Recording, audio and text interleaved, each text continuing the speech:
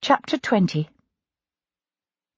Sebastian arrived back at Brook Street to find Sir Henry Lovejoy awaiting him. "Sir Henry," said Sebastian, clasping the magistrate's hand. "I hope you've not been waiting long." "Not long, no." "Good. You're just in time for breakfast. Join me." Sir Henry cleared his throat uncomfortably. "Thank you, but I have already breakfasted." "A cup of tea, then," said Sebastian, ushering the magistrate into the dining room and pouring him a cup. "I know better than to offer you ale."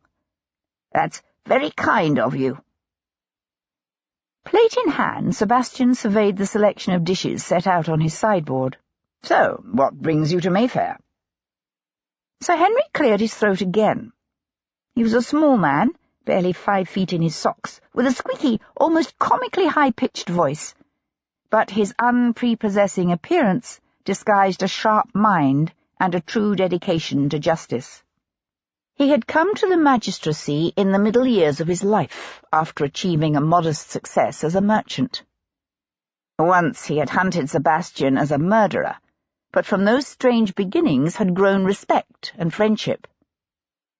Now the magistrate took a sip of his tea, then said, "I've just come from St. James's Street." Sebastian paused in the act of spooning buttered eggs onto his plate.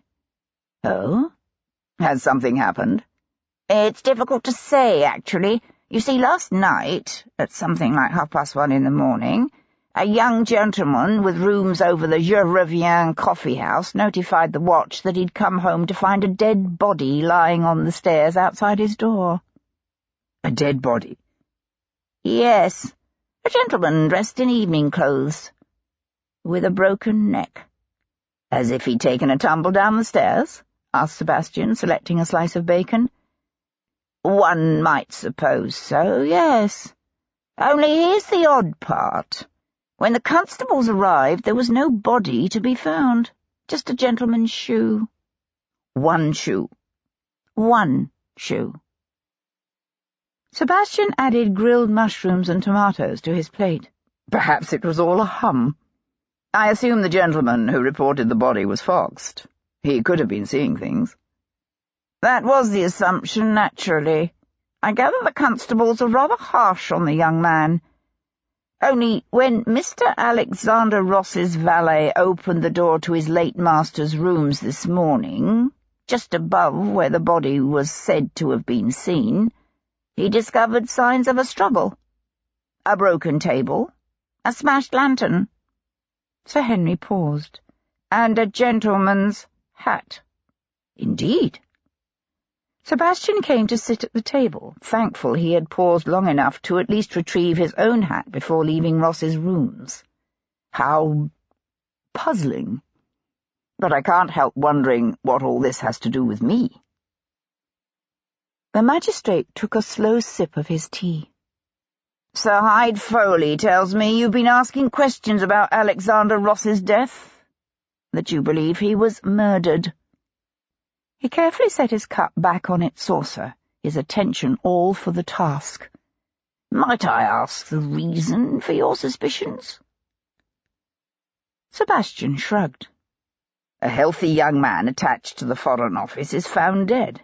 You don't find that suspicious?" "I'm told Ross died of morbus cordis." "Yet no autopsy was ever performed?" Sir Henry nodded as if coming to a decision, and pushed to his feet. "You're right. It does warrant looking into. I'll order the body exhumed." Sebastian paused with a forkful of eggs halfway to his mouth. "Exhumed?" "Yes. These things take time to arrange, of course, and we'll need to send word to notify Sir Gareth in Oxfordshire, so it won't be until Monday morning. We'll have the bodies sent to Paul Gibson, of course." Sir Henry turned toward the door. "I'll see myself out, my lord." Half an hour later, Sebastian reined in his curricle before Paul Gibson's surgery. A skinny youth with a troubled complexion, a medical student from the looks of him, was just emerging from the narrow passage that ran alongside the surgery. He was clutching something long and narrow wrapped in canvas, and at the sight of Sebastian He sidled over to the far side of the street and quickened his pace, throwing a nervous glance over his shoulder.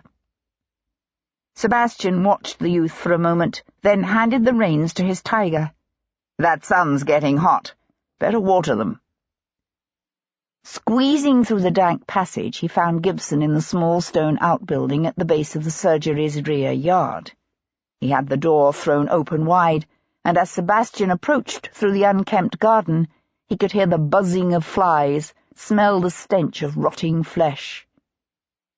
"I wouldn't come too close if I were you," said Gibson, with a grin when he looked up and saw Sebastian.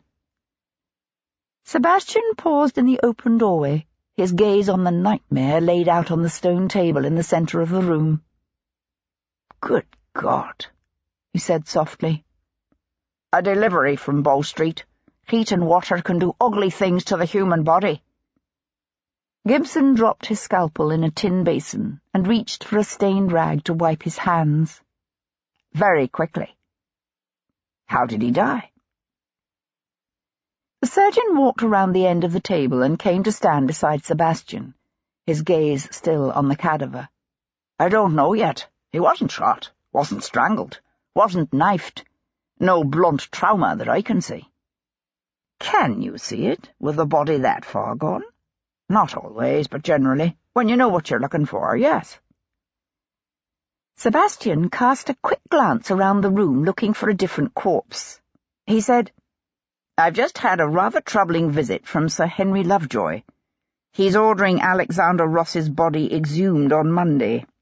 We need to get Jumping Jack to put it back." Gibson stared at him. "Put it back? You can't be serious." Sebastian felt an unpleasant foreboding steal over him. "You do still have it, don't you? The body, I mean." Gibson nodded to a truncated form lying beneath a tarp near the door. "Well, I've the torso and the head, yes." "The torso and— Bloody hell! What happened to the rest of it? It's not easy for medical students to get cadavers, you know. They're expensive, but they can afford pieces." "Are you telling me you've sold Ross's arms and legs to your students?" "That's how it's done," said Gibson defensively. Sebastian stared at his old friend. "Well, you'll just have to get the arms and legs back. Quickly." "Yes, of course. It's just— You don't think that when they exhume Mr. Ross, they're going to notice that the body's already been carved up a wee bit?" "There's not much we can do about it at this point, is there? At least they'll still be able to see—" He broke off as a new thought occurred to him. "The neck and head are still attached to the torso, aren't they?" "Oh, yes. The lad who was going to take the head isn't coming until this afternoon." "Thank God for that." "He's going to be disappointed, though." "We'll get him another." "Right." They turned to walk out of the dank, foul air of the mortuary into the hot sunshine. Gibson stood with his back resting against the rough wall of the outbuilding, one hand tugging at his earlobe. After a moment he said, "I'm not certain Jumpin' Jack is going to like this. Putting a body back in its grave, I mean." "Can't say I ever heard of such a thing being done before." "Tell him it'll earn him £100. That should allay whatever qualms he may have." Gibson nodded. "Any luck yet finding out who did for the poor devil?" "At the moment, my list of suspects seems to be in danger of expanding to include half the diplomatic community of London." Sebastian told Gibson about his discussions with the Russian colonel and the Turkish ambassador, and the mysterious disappearance of the body of the unknown intruder he'd encountered in Alexander Ross's rooms. "That's a trick," said Gibson at the end of it.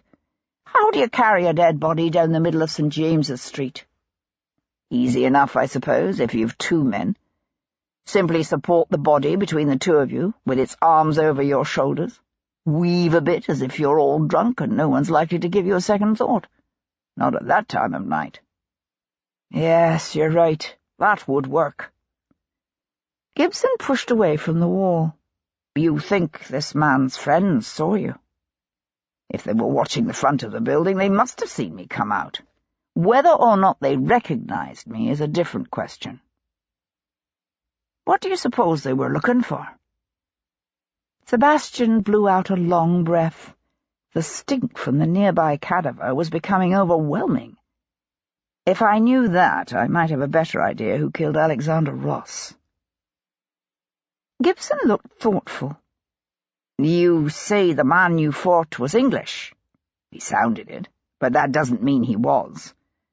Members of the diplomatic corps can be surprisingly good with languages. And God knows there are plenty of Frenchmen who've been in this country long enough to sound as British as you or I. And then there's always the Americans, said Gibson. They can certainly sound English. True, agreed Sebastian, remembering the half-written letter found in the Davenport desk. He batted away a fly hovering near his eyes. What do anatomists normally do with the bodies they dissect?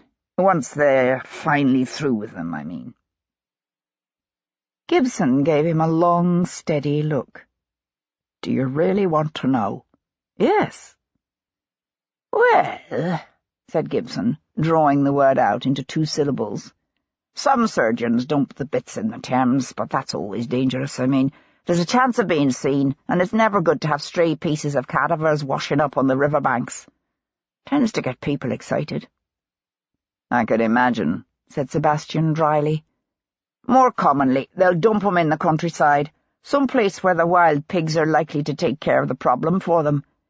Although I have heard of anatomists who bury them in the basements of their own houses. Sebastian eyed his friend with mounting horror. And you?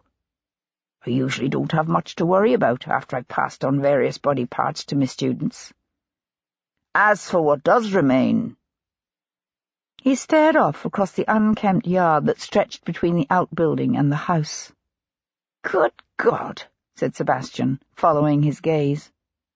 Gibson grinned. You did ask. Does Mrs. Federico know? Gibson cast his eyes heavenward. The saints preserve us. She'd leave me for sure if she knew. Sebastian laughed. And that would be a bad thing? Aye, it would. She's the devil of a housekeeper, but she cooks my dinner and washes my clothes. And the truth is that while she complains a lot, she's the only woman I've had who lasted beyond the arrival of the first cadaver sent by the magistrates for autopsy.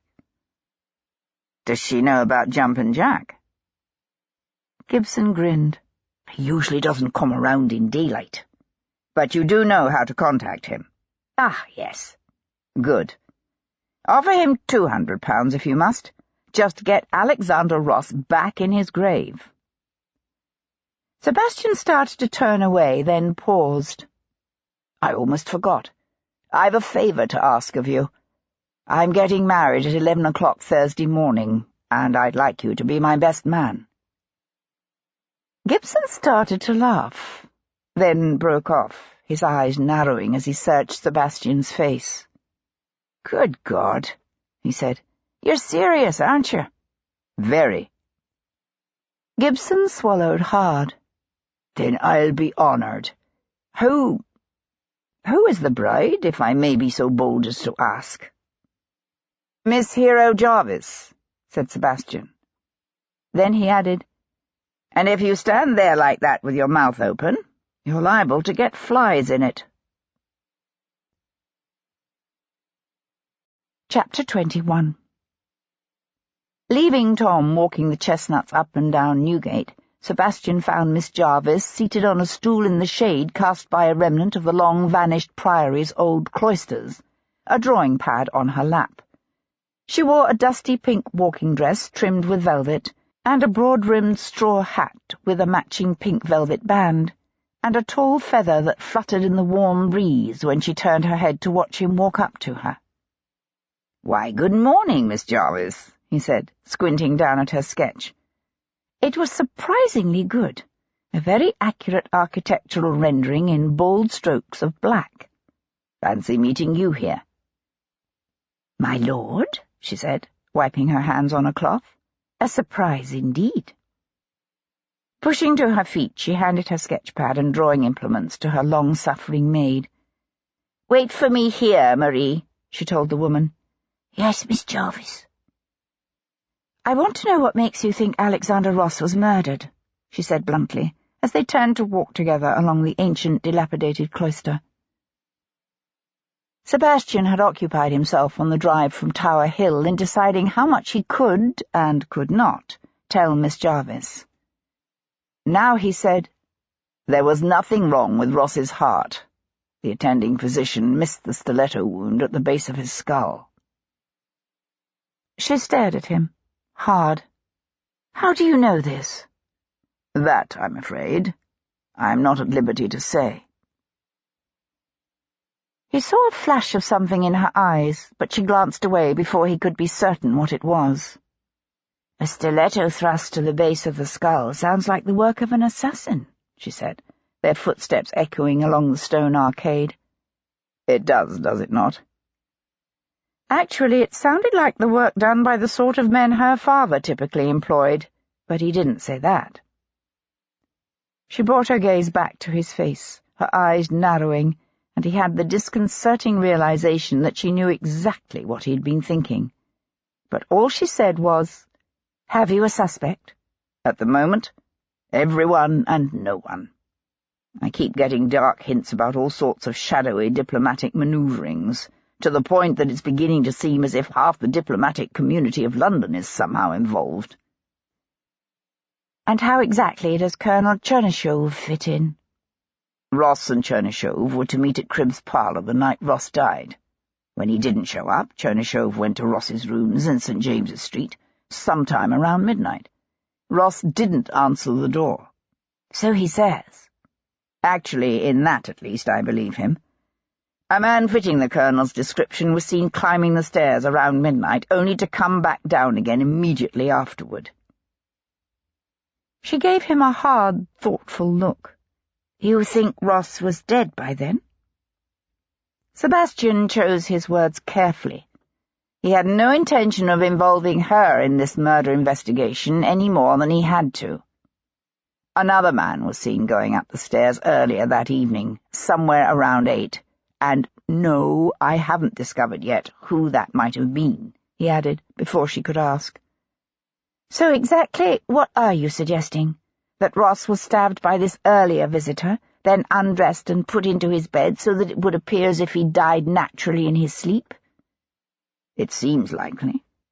Although it's also possible Ross was killed someplace else, and his body brought back to his rooms in the pre-dawn hours when there was no one else about to see it." "Seems a risky thing to have done." "It does, yes. Nevertheless, I can't rule it out." He was thinking about the body of the man with the broken neck that had disappeared from the stairwell of that same house just the night before. A ruse similar to the one used to carry that body away from St. James's Street could also have been used to return Ross's body to it. They walked along in silence for a moment. Then she said, "I didn't know Ross well, but what I knew of him I liked.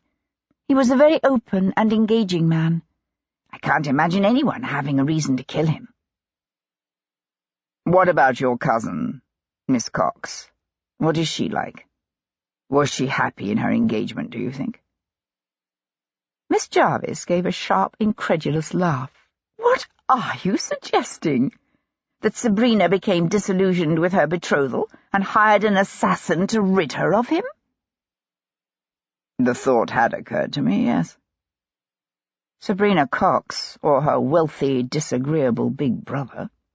"That's because you don't know Sabrina." "No, I don't. And unfortunately her state of mourning makes it most difficult for me to approach her."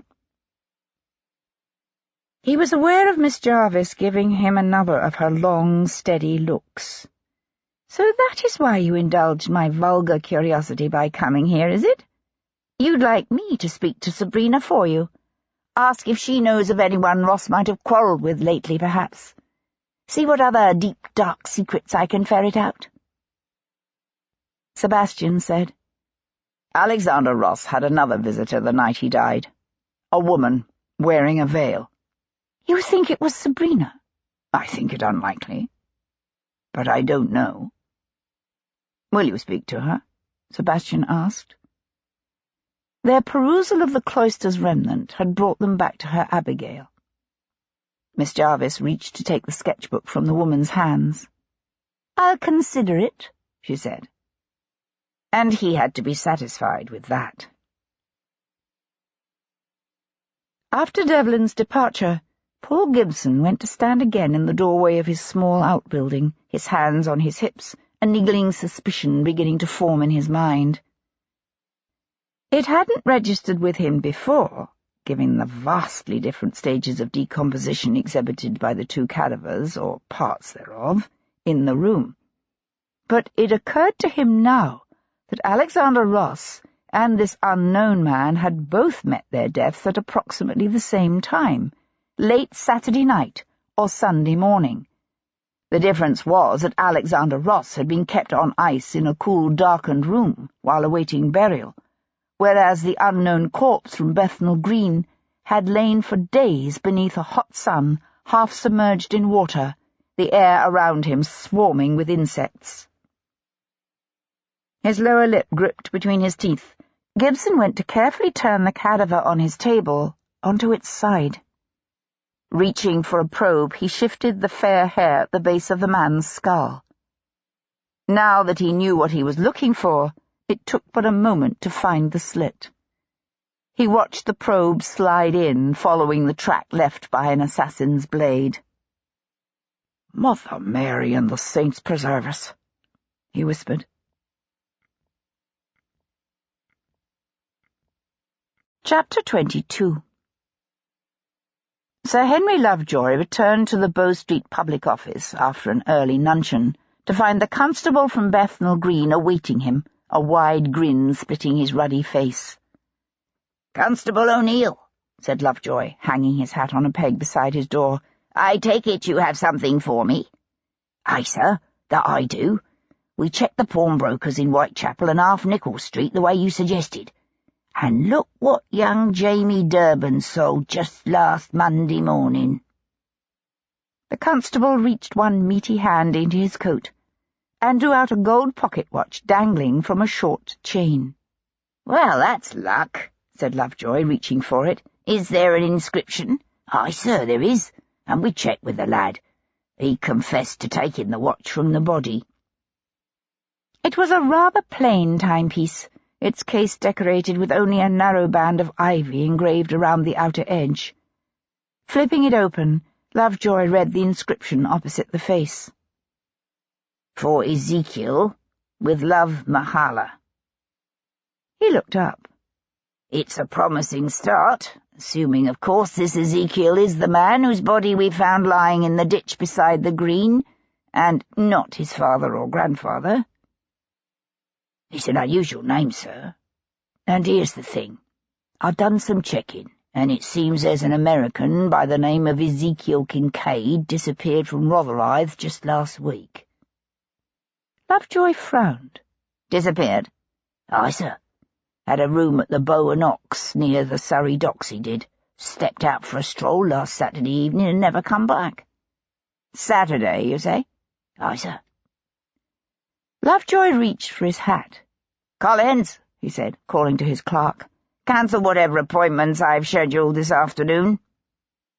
He glanced at the constable. "Interested in coming with me to the docks, constable?" The big constable turned a rosy hue. "I'll be honoured, sir."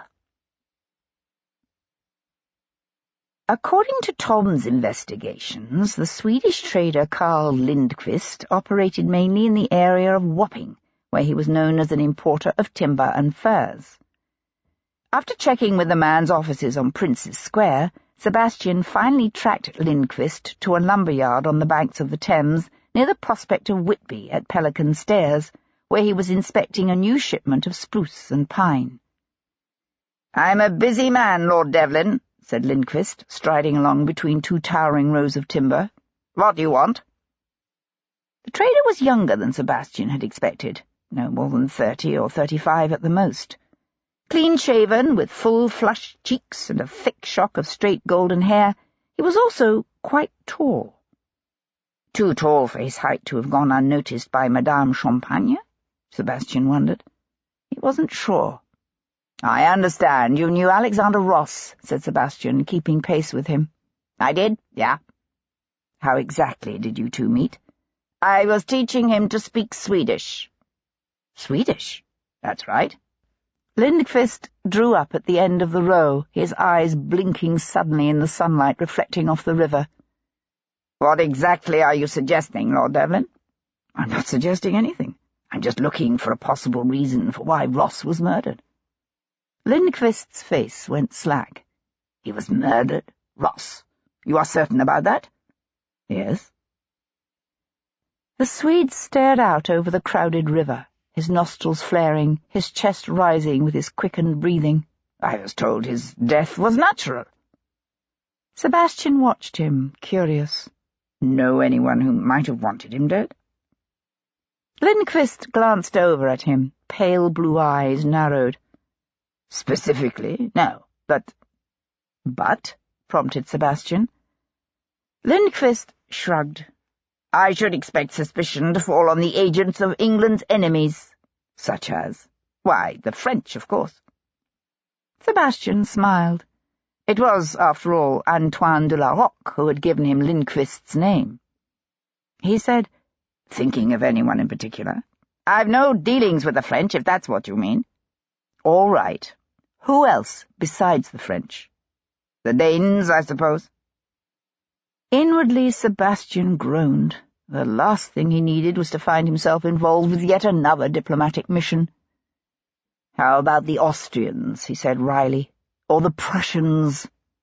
Lindqvist considered the suggestion, then shook his head. "Ross never had any dealings with them, at least not that I know of." "Thank God for that," thought Sebastian. "When was the last time you saw him?" The Swede puffed out his cheeks. "Oh, probably not since the beginning of the month. I've been busy, you know. But I remember we had a tankard of ale together at the Blind Beggar in Whitechapel a few weeks ago. Interesting old building, you know of it?" "I'm familiar with the place." "Did Ross seem troubled by anything when you saw him?" "Not so as I was aware of, no. He was a cheery lad, you know. Not much could get him down for long." "He never mentioned any problems he might have been having? In the Foreign Office, for instance?" No. He didn't talk to me about that sort of thing." "How about his fiancée, Miss Cox?"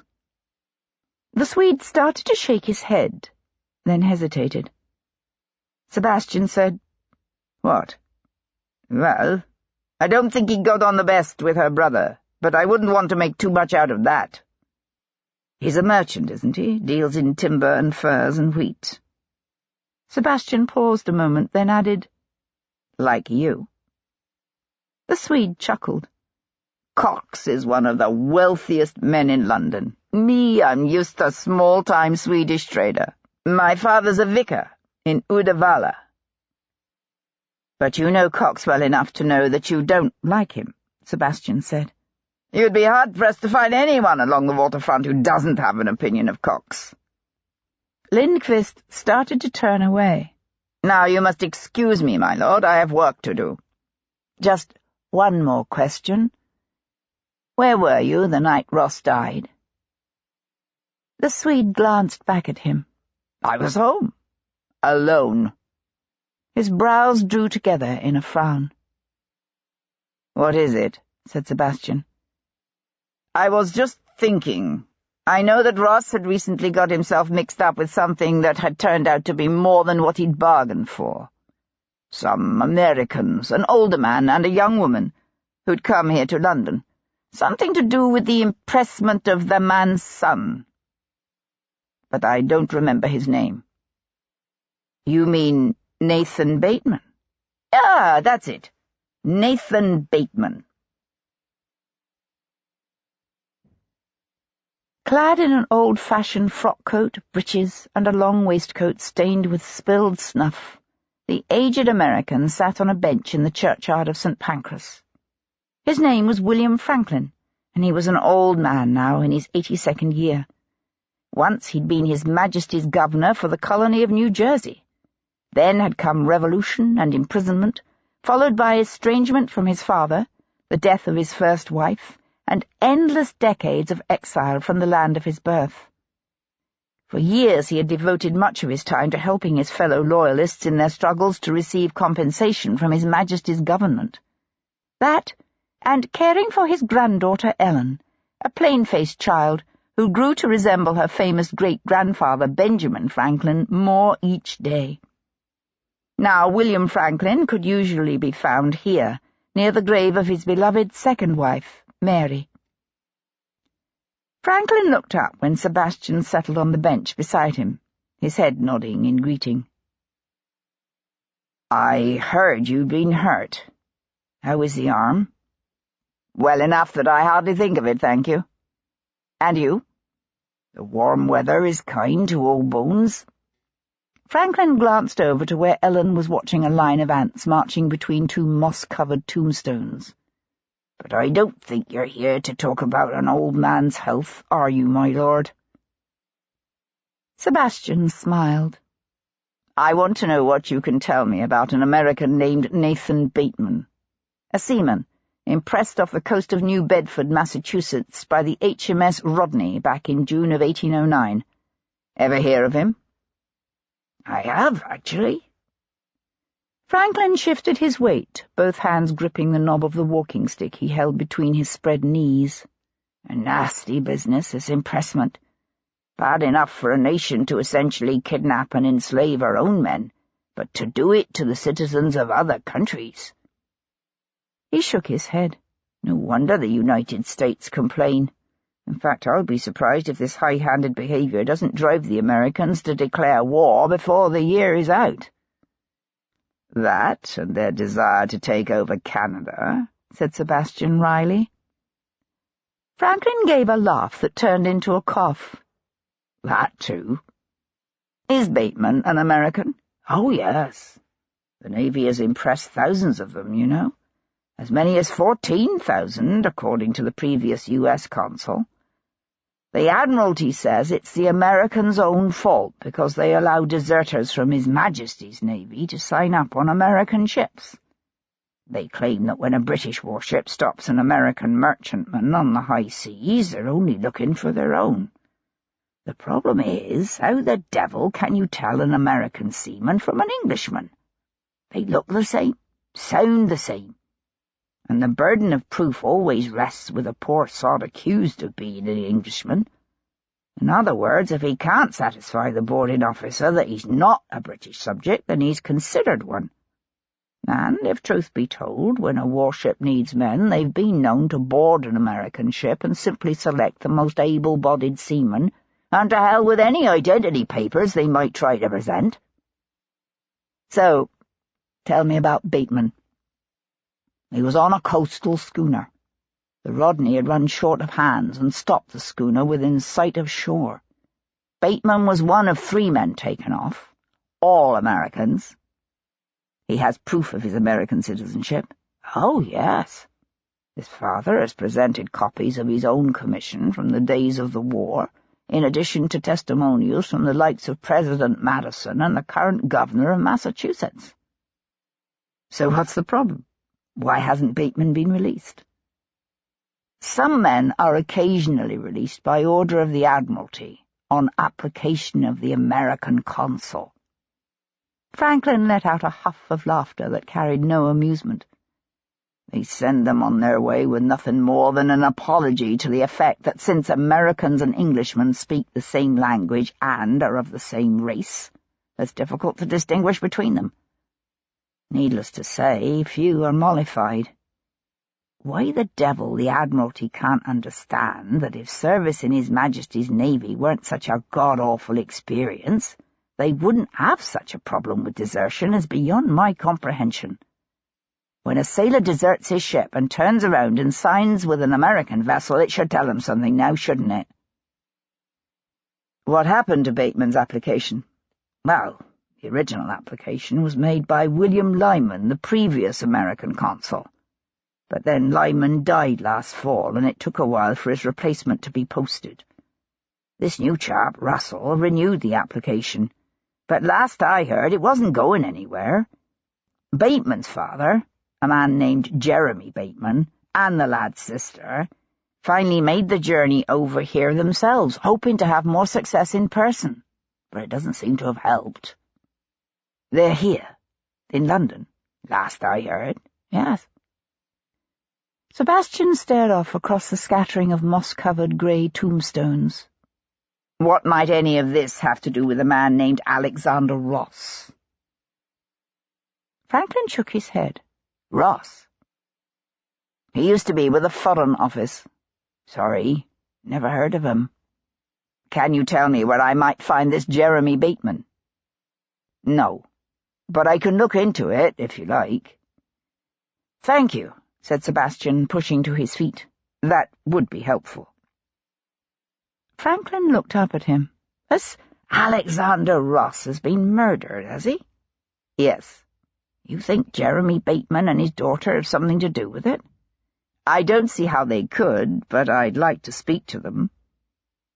A gleam appeared in the old man's eyes. If they thought you could put in a word for them at the Admiralty about Nathan, I suspect they might be more willing. Sebastian smiled and dropped his hand on his friend's shoulder. I'll see what I can do.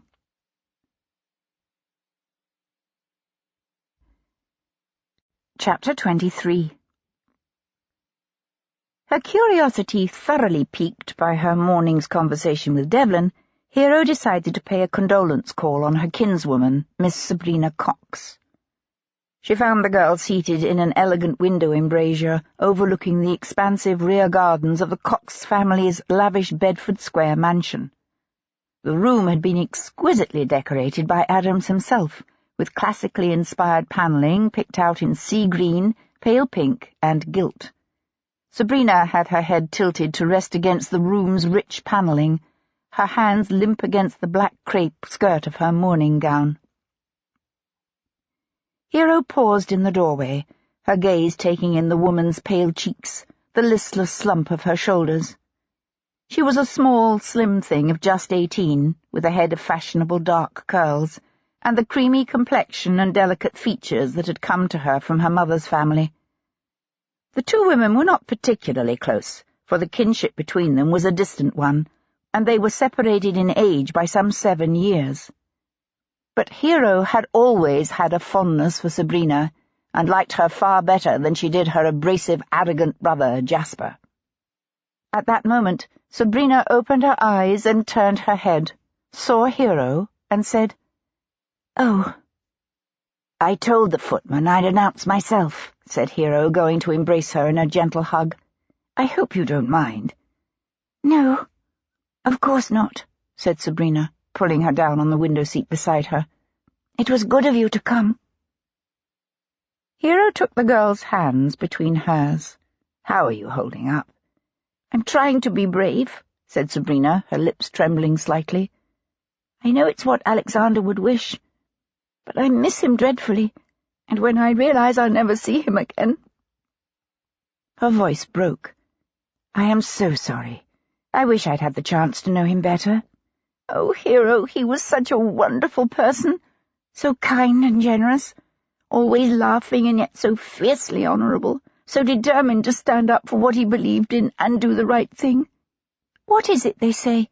He whom the gods love dies young."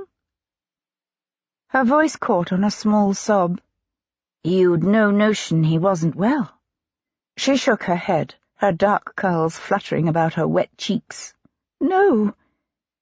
To tell the truth, when I heard he'd been found dead, my first thought was—" She broke off. "Your first thought was what?" prompted Hero. Sabrina simply shook her head, her lips pressed tight. "You thought someone might have killed him, didn't you?" said Hero.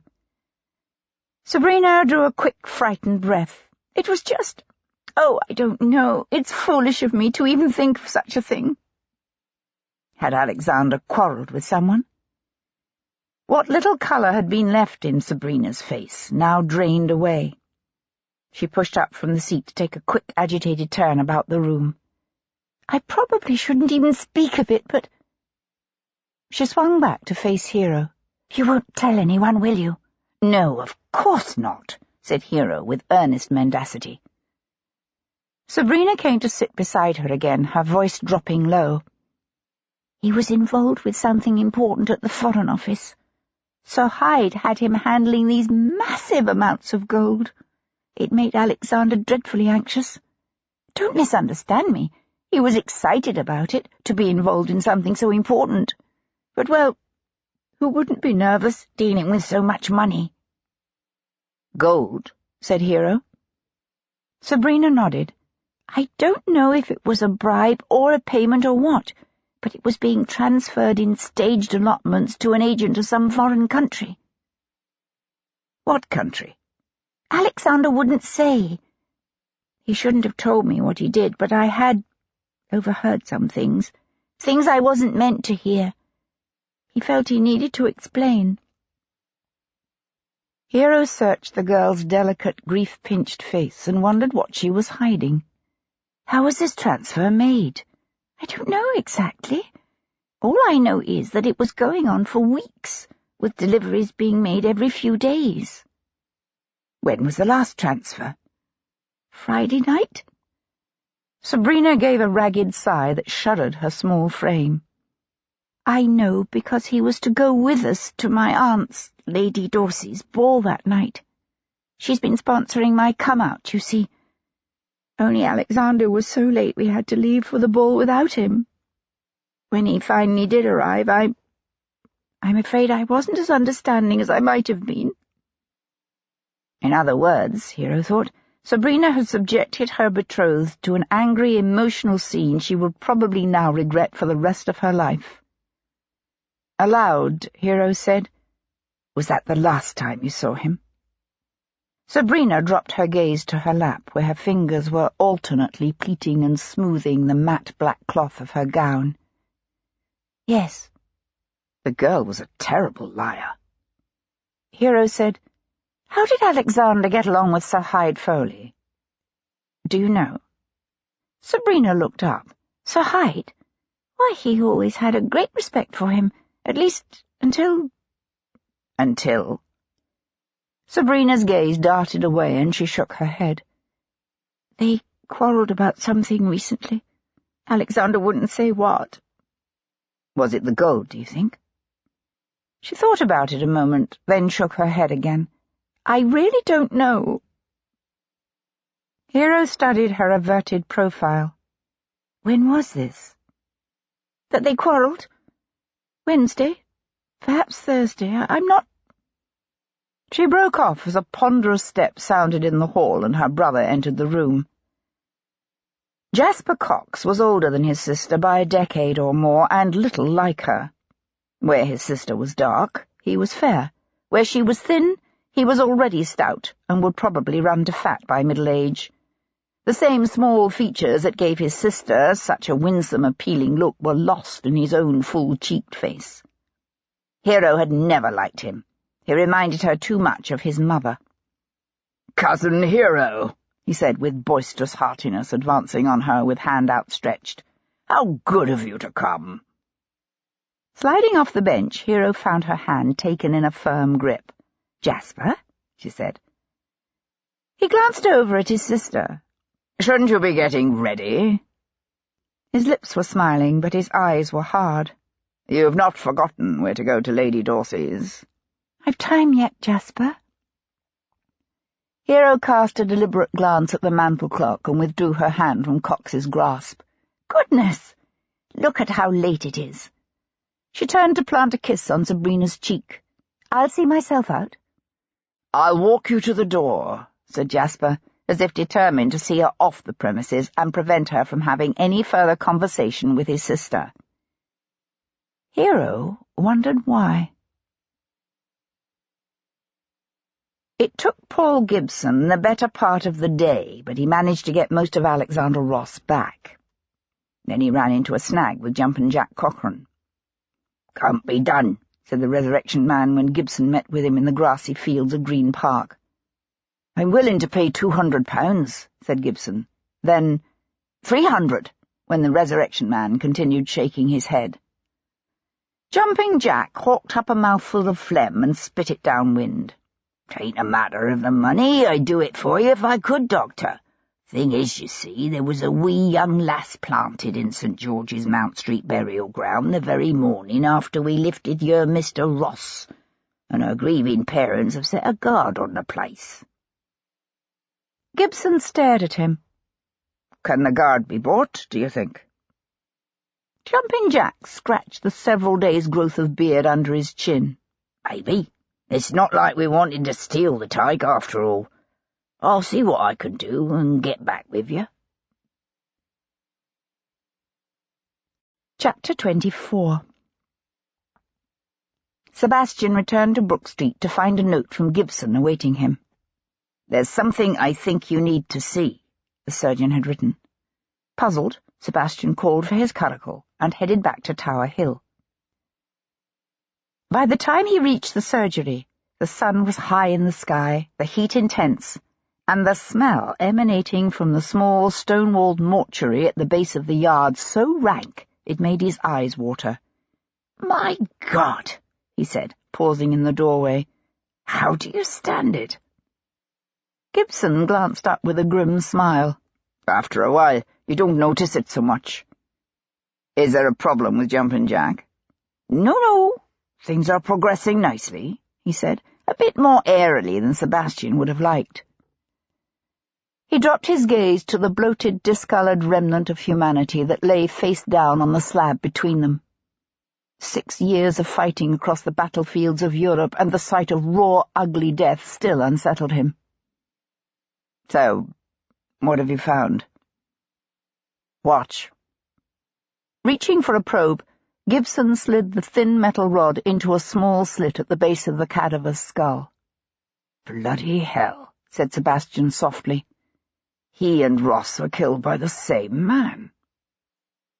Gibson limped from behind the table. "Not just by the same man, but on the same night. The difference is, this one was left exposed to nearly a week's worth of sun and the rain before he was brought in." "So, who is he?" Sebastian asked, forcing himself to take a closer look at the wreck of a face. "Last I heard, no one knows." He nodded to the clothing stacked neatly on a nearby bench. "Those are his clothes." Sebastian went to study the coat, stained now with mud and vegetation and other things he didn't want to think about. It was a gentleman's coat, although far from the first stare of fashion. The breeches were a trifle worn, the linen fine but serviceable. He looked up. "No identification of any kind?" "Nothing. Probably stripped off him when the body was dumped." Gibson rolled the body onto its back with an unpleasant plop. "As far as I can tell, he was a man in his 30s, well-formed, slightly above medium height, good musculature, sandy-coloured hair." He pulled back the cadaver's lips to reveal a ghoulish grin. "This is probably his most prominent feature. Look at the size of those front teeth. They overshot his lower jaw in a way that must have been prominent." "That's all we have to go on? He was a man in his 30s with blonde hair and buck teeth?" "Sorry." Sebastian tossed the stained clothes aside. "Maybe Bow Street's had some luck with him. You could try them." Sir Henry was eating a quiet dinner in the Brown Bear across the street from the Bow Street public office when Sebastian walked up to him. "My lord," said the magistrate, "please, sit down. You're looking for me?" Sebastian slid onto the opposite bench and ordered a tankard of ale. "I'm interested in the gentleman whose body was dumped out at Bethnal Green last Saturday." "You are?" said Sir Henry with obvious puzzlement. "Why?" Sebastian leaned forward, his forearms on the table. "I think he was killed by the same man who killed Alexander Ross." Sir Henry took a bite of his pasty, chewed slowly, and swallowed. "You have a reason for this belief, my lord?" "I do. Only I'm afraid I can't explain it to you just yet. Have you made any progress in identifying the body?" "As a matter of fact, we have. It's difficult to confirm, given the state of the corpse in question, but we have reason to believe he may be a Mr. Ezekiel Kincaid, who disappeared from an inn called the Bow and Ox on the Blue Anchor Road near the Surrey Docks." Ezekiel Kincaid? Sebastian frowned. The name meant nothing to him. Who was he? As far as we can tell, he was an agent in the employ of the Rosehaven Trading Company. Rosehaven. Now, why does that sound familiar? Perhaps because it is owned by Mr. Jasper Cox, brother of Miss Sabrina Cox, the young lady who was betrothed to the late Mr. Alexander Ross. Sebastian stared at him. The trading company reported Kincaid missing? No, actually. They were under the impression he had sailed for the United States. The United States again. Sebastian said, So what makes you think Mr. Kincaid didn't sail? Sir Henry reached inside his coat. It seems the young Fatchgallows who reported the body to the constables first helped himself to this. He laid a plain gold pocket watch on the table between them. Sebastian flipped open the watch and read the inscription. To Ezekiel, with love, Mahala. It's an uncommon name, I'll grant you that. But if Mr. Kincaid wasn't reported missing— but you see he was. He never retrieved his possessions from the Bow and Ox. I understand the ship he was set to sail on, the Baltimore Mary, waited as long as they dared, but they were finally forced to sail without him, or miss the tide. Sir Henry rubbed the bridge of his nose. I've had a look at the man's baggage they were keeping for him at the Bow and Ox. In it was a letter from his wife Mahala. Sebastian was aware of a suspicion forming on the edges of his thoughts. A letter from where? Baltimore. Kincaid was an American? Oh, yes. Didn't I say? Chapter 25. The Surrey docks lay on the south bank of the Thames, some 2 miles below London Bridge, in Rotherhithe. Once this had been the centre of the great Arctic whaling expeditions that set sail from London every April, to return at the end of the season bearing blanket pieces of blubber that were then cut up and melted in vast iron pots. The stink of hot oil still permeated the district, mingling with the foul stench drifting downriver from the tan yards of nearby Bermondsey. It was a squalid area of canals and basins lined with storehouses, of factories and artisan shops, and reeking tidal ditches. The air rang with the pounding of hammers, the thwunk of axes biting into wood. Wagons loaded with iron and hemp, canvas and squawking chickens clogged the mean, narrow lanes. "Place always gives me the willies, it does," muttered Tom as they rattled over the uneven cobbles. "Too many foreigners, I suppose." Sebastian gave a soft laugh. "That must be it." He swung the chestnuts in through the arch of the Bow and Ox. "The inn at least appears respectable, and very English." An ancient half-timbered inn with a lichen-covered tile roof and cantilevered galleries, the Bow and Ox catered to the company agents and factors, whose business required them to frequent the nearby docks and their less-than-savoury environs. "Water them," said Sebastian, handing the horse's reins to his tiger. Despite the lengthening shadows that told of the coming of evening, the afternoon sun was still brutal. "Just don't let them get carried away. I shouldn't be long." He found the landlady in the tap-room. She was a short, rotund, grandmotherly-looking woman with a disarmingly beatific smile, who, sadly, when asked about Ezekiel Kincaid. "Aye, I remember Mr. Kincaid all right, poor lad," she said, drawing Sebastian a pint of ale. "Said he had a wife and 2 sons back in America.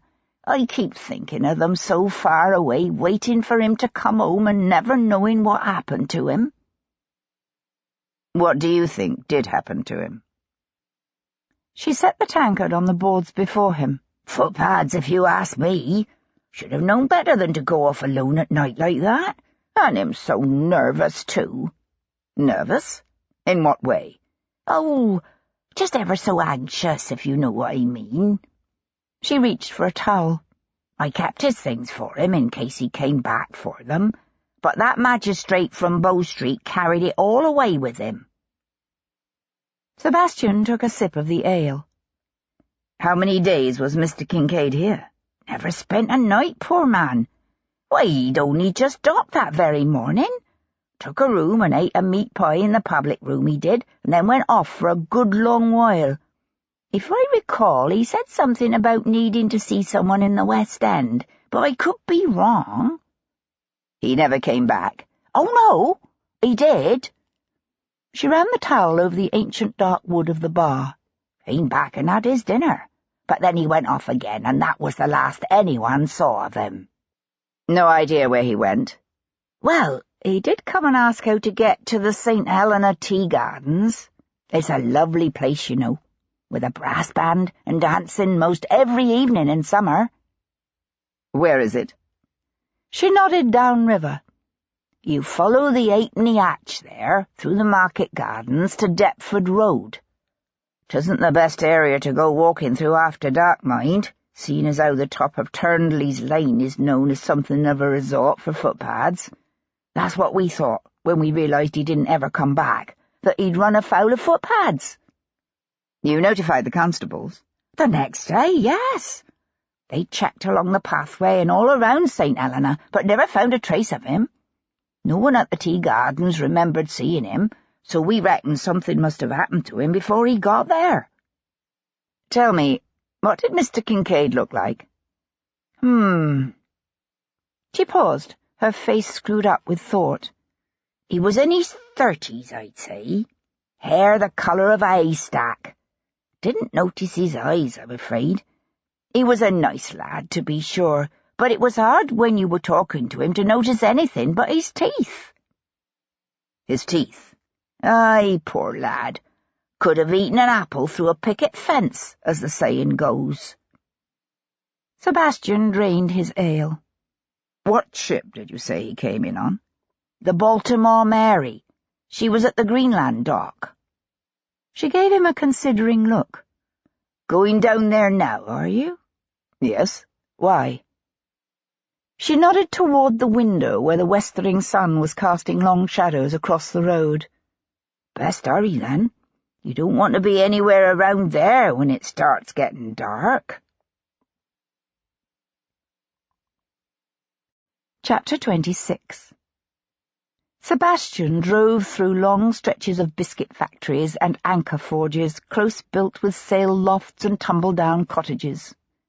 At the outskirts of the Greenland dock, he left the curricle with Tom in the shade of a big brick storehouse on a quiet cobbled lane, and pushed on afoot through throngs of workmen in leather aprons and merchant seamen stinking of gin and old sweat. The Surrey docks were a jumble of harbours, canals, and timber ponds lined with warehouses and granaries and immense piles of timber, or dealwood. The vast whaling fleets of the previous century were almost gone now, their place taken by ships bearing timber from Scandinavia and the Baltic, or wheat and cotton from North America. The air was thick with the stench of tar and dead fish and the raw sewage that scummed the water. Sebastian had a double-barreled pistol in the pocket of his driving coat, primed and ready, and a knife in his boot. But he had every intention of heeding the landlady's warning to be gone from the waterfront before nightfall. An army of quayside workers swarmed the docks, lightermen and deal porters, and the unskilled labourers who assembled every morning at area pubs like the King's Arms or the Green Man, where foremen selected their day's crews. A few carefully worded questions and the discreet distribution of largesse eventually brought him to a decrepit old wharf near the canal, where a big-boned, black-bearded Irishman named Patrick O'Brien was supervising the unloading of a cargo of Russian hemp from a sloop. "Aye, we worked the Baltimore Mary, all right," he said, hands on his hips, eyes narrowed against the glare of the water as he watched his lads toiling on the ship's deck. "She was from the United States?" asked Sebastian. "That's right, carrying a load of wheat." "Landed last Saturday?" O'Brien sucked on the plug of tobacco distending his cheek and grunted. Sebastian stared out over the grease-skimmed waters of the basin, with its hundreds of crowded hulls, their bare masts stark against the blue sky. Yet she sailed again on Tuesday. How is that possible? Never seen anything like it myself. Paid a premium they did to get that cargo off in a rush. He winked, and you couldn't be sure the captain greased the palms of the attending revenue officers to get through customs that fast. Why the hurry? That I couldn't tell you. He shot a mouthful of brown tobacco juice into the water. I have myself a theory, though. He paused to stare at Sebastian expectantly. Sebastian obligingly passed him a coin. And? Normally, you see, a ship's captain will unload. Then he'll go to the Virginia and Maryland Coffee House on Threadneedle Street, or maybe to the Antwerp Tavern. That's where all the traders go, looking to consign a cargo to some captain fitting out for the return voyage. But the captain of the Baltimore Mary didn't do that? Nah, he unloaded his ship and took on a few supplies, then sailed out of here with naught but ballast. Heard tell he was heading for Copenhagen, planning to pick up a cargo and do his refitting there, but I couldn't say for certain. Now, why would he do that? O'Brien laid a finger alongside his nose and grinned. Only reason I can figure is that he had a powerful reason to get out of London fast. Sebastian studied the dockman's craggy, sun-darkened face. What was his captain's name? P.2, I believe. Ian P.2. Had you ever worked with him before? A few times. Sebastian handed over another coin. So, your theory is? O'Brien glanced in both directions and dropped his voice. There was this passenger aboard the Baltimore Mary, one Ezekiel Kincaid. He had quite a row with the captain, he did, just after they docked. And then, the next day, what do we hear but that Kincaid has turned up missing and ain't never been found? So you're suggesting what? That Captain P.2 murdered Ezekiel Kincaid? Not saying he did, not saying he didn't. I'm just saying it makes you wonder.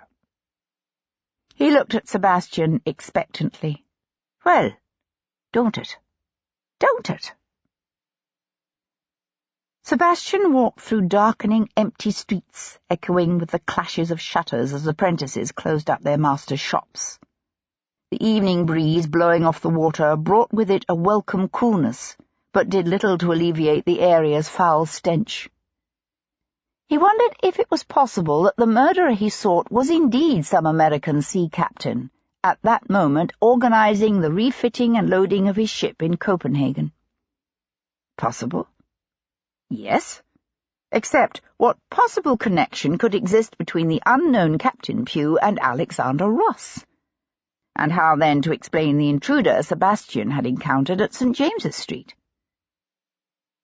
He was still pondering the possibilities when he turned into the quiet cobbled lane and saw his curricle standing empty before the looming warehouse, the chestnuts tossing their heads and sidling nervously. 2 men loitered near the open doorway of the warehouse, rough men in black neckcloths, scruffy brown coats, and greasy breeches. One was chewing on a length of straw. The other, a younger man, held himself stiffly to one side. Tom was nowhere in sight. Sebastian became aware of the echo of his footfalls in the silent street, the steady beat of his own heart, the icy chill that coursed through him. There was no doubt in his mind that Tom would never abandon the chestnuts. Not willingly. Slipping his hand into the pocket of his driving coat, Sebastian walked up to the man with the straw dangling out of the corner of his mouth. Of medium height and build, he had dark hair and a beard-grizzled face split by a provocative smirk. "The groom who was with the curricle," Sebastian demanded, his voice tight. "A lad, in a black and yellow striped waistcoat. Where is he?" The man cast a glance at his companion, then used his tongue to shift the straw from one side of his mouth to the other. "Nipped off to the gin shop up the lane there," he said, nodding toward the top of the hill. "A gin shop?" "You heard me." Reaching out, Sebastian closed his fist around the front of the man's coat with his left hand as he whipped the pistol from his pocket. Drawing back the first hammer with an audible click, he shoved the barrel into the man's face. "I'll ask one more time, and you'd best give me an honest answer, because I won't ask a third time. Where is my tiger?" Out of the corner of his eye, Sebastian saw the other man shift his weight. A length of iron bar dropped out of his sleeve and into his hand. He took a step forward, the bar raised to strike. Without losing his grip on the first man's coat, Sebastian pivoted, levelled the pistol over his outstretched arm, and fired. The shot hit the ruffian at the base of his throat, the force of the blast slamming him back against the wall behind him. He slid down the wall slowly, his body crumpling sideways as he hit the earth. "Jackson!" shouted the first man. "Your friend was stupid," hissed Sebastian. Tightening his grasp on the man's coat, he pushed the ruffian back against the rough brick wall and shoved the hot muzzle of the gun up under the man's chin. "Let's hope you're smarter." The smell of sizzling flesh filled the air, and the man yelped, his eyes going wide. "I want to know two things," said Sebastian, pulling back the second hammer. "Where is my tiger? And who sent you?" The man licked his lips, his eyes darting toward the darkened entrance of the storehouse. "He's in there. He's not hurt, I swear it." "You'd best hope for your own sake that he is not." His finger on the trigger, one hand still fisted in the man's coat, Sebastian hauled him toward the open doorway. "You first." Yanking him up short, Sebastian paused in the entrance to give his eyes time to adjust to the gloom. A vast, cavernous place with a brick floor, the storeroom was filled with piles of crates and barrels, and one small, wriggling boy lying just to the right of the entrance. It was Tom, his hands and feet bound, his mouth pried apart by a gag, his eyes open and alert. Sebastian felt a rush of relief, followed by a renewed upsurge of rage. "Here's what we're going to do," Sebastian told the hireling, dragging him over to the wide-eyed tiger. "You're going to kneel right here." He shoved the man to his knees. "And you're going to hold yourself very, very still. Do anything stupid and you're dead. Understand?" The man nodded, his jaws set hard. Hunkering down beside Tom, Sebastian transferred the gun to his left hand. Keeping the barrel trained on the man, he eased the knife from his boot. Quickly but carefully he sawed through the ropes binding the lad's wrists. He was setting to work on the bindings at the boy's ankles when Tom yanked the gag from his mouth and yelled, "Look out!" Chapter 27. Sebastian saw the man lunge up, the gleam of a knife blade in his hand. Pivoting, Sebastian fired the remaining barrel of his pistol into the man's chest. Within the confines of the warehouse, the report was deafening, the air filling with the stench of burnt powder. The man flopped backward, twitched once, then lay still. "Caw," said Tom, on an exhalation of breath. Sebastian went to rest his fingers against the man's neck. "Is he dead?" whispered Tom, struggling to sit up. Rather than answer, Sebastian went to help the boy to his feet, then held him by the shoulders a moment longer than was strictly necessary, his gaze on the lad's pale, freckled face. "Are you all right?" "Aye, Governor. They just roughed me up a bit. It was you they was looking to kill." "They knew my name?" Sebastian caught the tiger's cap up off the brick floor and handed it to him. "Aye. Who do you reckon set them on you?" asked Tom, using the cap to whack the dust off his coat and breeches as he followed Sebastian out into the shadow-filled street. "I'm not sure. But after we talked to the local magistrate, I think Mr. Jasper Cox has some explaining to do." It was some hours later when he came upon Jasper Cox in the Cockpit Royal on Birdcage Walk on the south side of St. James's Park. The air in the small theatre-like building was thick with the smell of dust and sweaty men and blood. Pushing through the outer ring of rougher men standing tightly packed around the curving walls, Sebastian found Cox sitting in the first tier of benches. "Personally, I favour the black-grey," said Sebastian, squeezing in between Cox and a man in a drab coat who obligingly shifted over to make room for him. "How about you?" Cox nodded to the bird being taken out of its bag by a whip-thin, sharp-nosed cocker. "My money's on the red pile. Look at that size and girth." Sebastian watched the setters move toward the stage in the centre of the pit. Above them blazed a huge chandelier, its myriad flames adding to the heat of the close-packed room. "There's no doubt his spurs are long and sharp," said Sebastian. Cox turned his head to give Sebastian a long, considering look. "I hear you think Alexander Ross's death was a murder." "It was murder," said Sebastian, his gaze still on the stage below. "I assume by now that you've also heard of the death of one of your agents, an American by the name of Ezekiel Kincaid."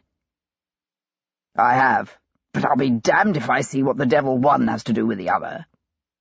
"They both died on the same night. Did you know?" "No, I did not. Yet what is that to the point?" "You don't find it suggestive?" "Of what? Men die in London all the time." "True." Sebastian watched the two birds ogle each other. "How well did you know Mr. Kincaid?" Cox frowned. "Not well. He may have been in my employ, but I'd met him only a few times." "I understand he had just arrived from America." "That's right." "In fact, his ship docked the very morning he died." "Had it? I'm afraid I don't recall. It may seem significant to you, but my company deals with many such transactions on a daily basis. My personal involvement is minimal." "That's unfortunate, because I was hoping you could enlighten me on something. You see, as I understand it, the Baltimore Mary dropped anchor and unloaded her cargo in near record time. She was supposed to undergo some repairs and negotiate a new cargo for the return journey. Instead, she weighed anchor and set sail just days later, leaving Mr. Kincaid behind." "Yes, well, he was dead, wasn't he?" "True. But the Baltimore Mary didn't know that. Or at least I get the impression they didn't, since they seem to have made every effort to find him and nearly missed the tide waiting for him." Jasper Cox narrowed his eyes against the haze as the birds circled each other in the ring below. "I really don't see what any of this has to do with me." On the stage before them, the black-grey cock rushed in, feathers flying as the birds struck and slashed. The red pile reeled back, bleeding. Sebastian said, "Don't you? The thing is, you see, the only link I can find between Ezekiel Kincaid and Alexander Ross is you." "You're assuming there is a link?" "Oh, there's a link, all right." "I'll be damned if I see it." The red pile was down, dazed. Sebastian said, "Can you think of anyone who might have wanted to see Ross dead?" Cox kept his gaze on the stage. His bird was finished. After a moment he said, "Actually—" Then he shook his head. "No, it's absurd to even think of it." "Think of what?" Cox cast a quick glance around, then leaned in closer and dropped his voice. "I heard a rumor. Don't ask me who from, because I won't tell you. But there are whispers that Yasmina Ramadani, the wife of the Turkish ambassador, has made several conquests amongst the members of the diplomatic community, and that Ross was one of her paramours." Sebastian studied the man's fleshy, sweaty face. It was the most preposterous suggestion he'd heard yet. "Are you seriously suggesting that Alexander Ross was conducting an illicit affair with the wife of the Turkish ambassador?" Such an activity would have gone beyond mere folly and indiscretion to careen straight into the realm of the suicidal.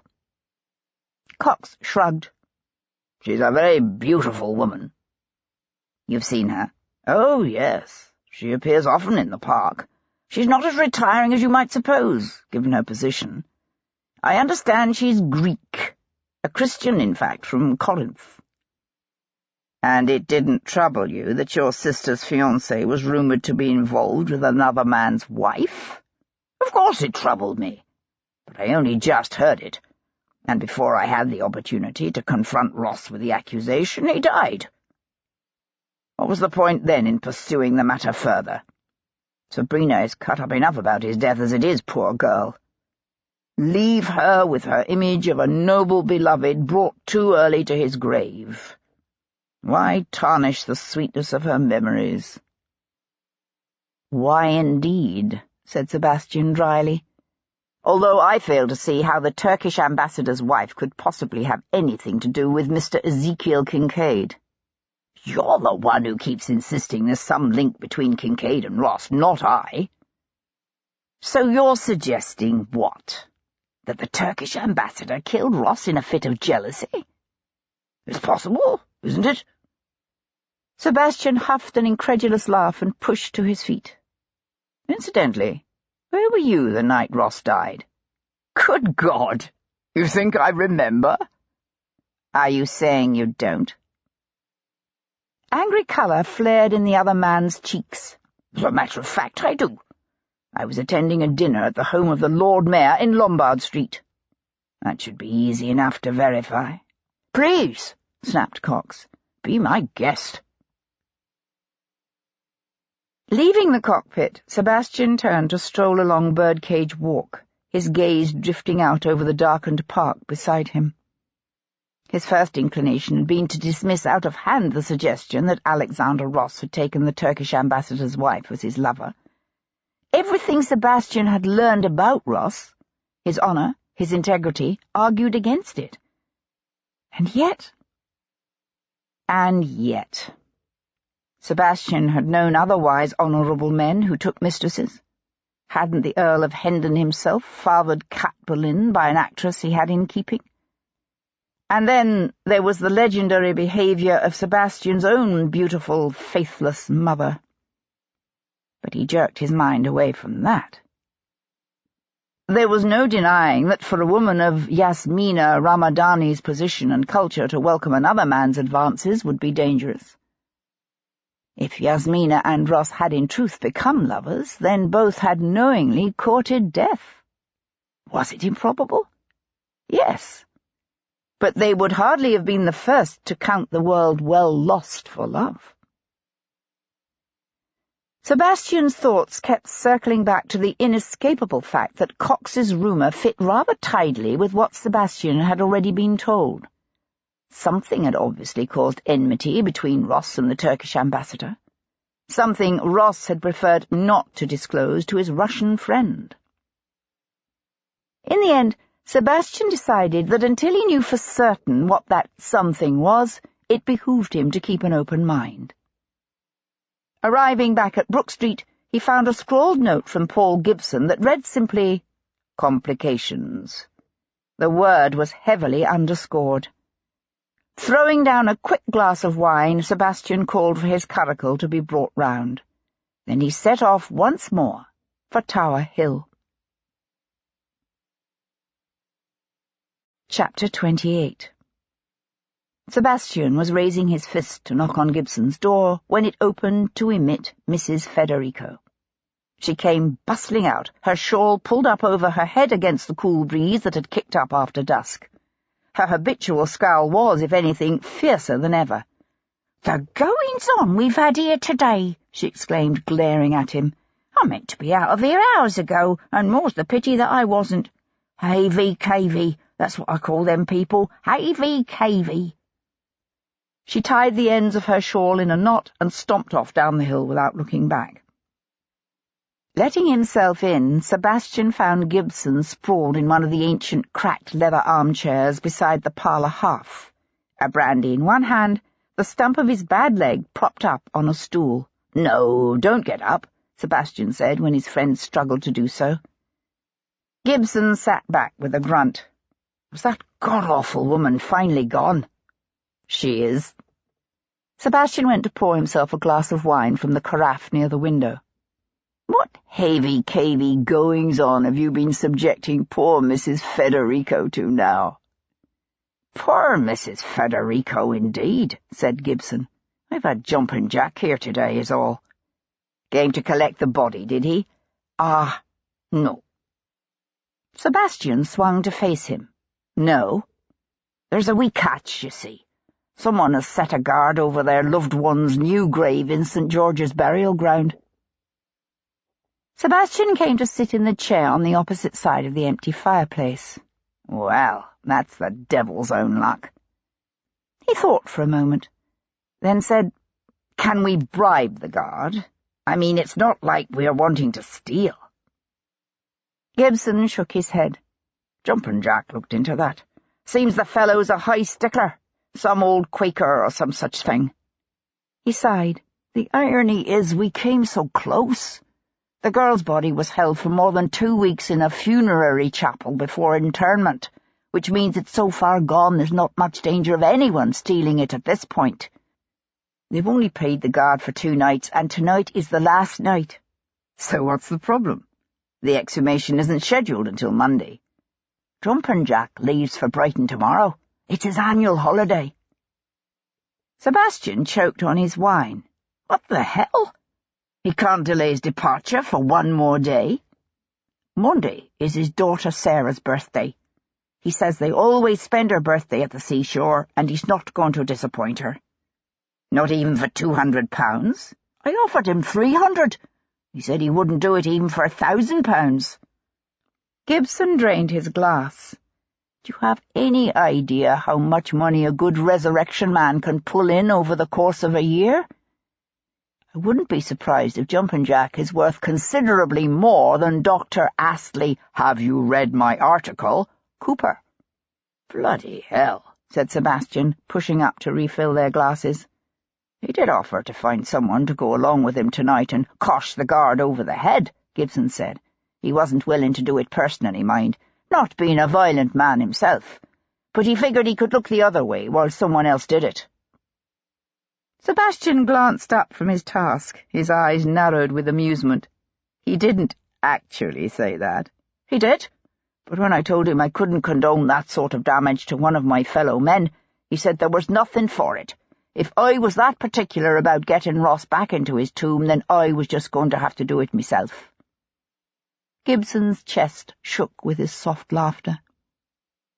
Sebastian stared at him.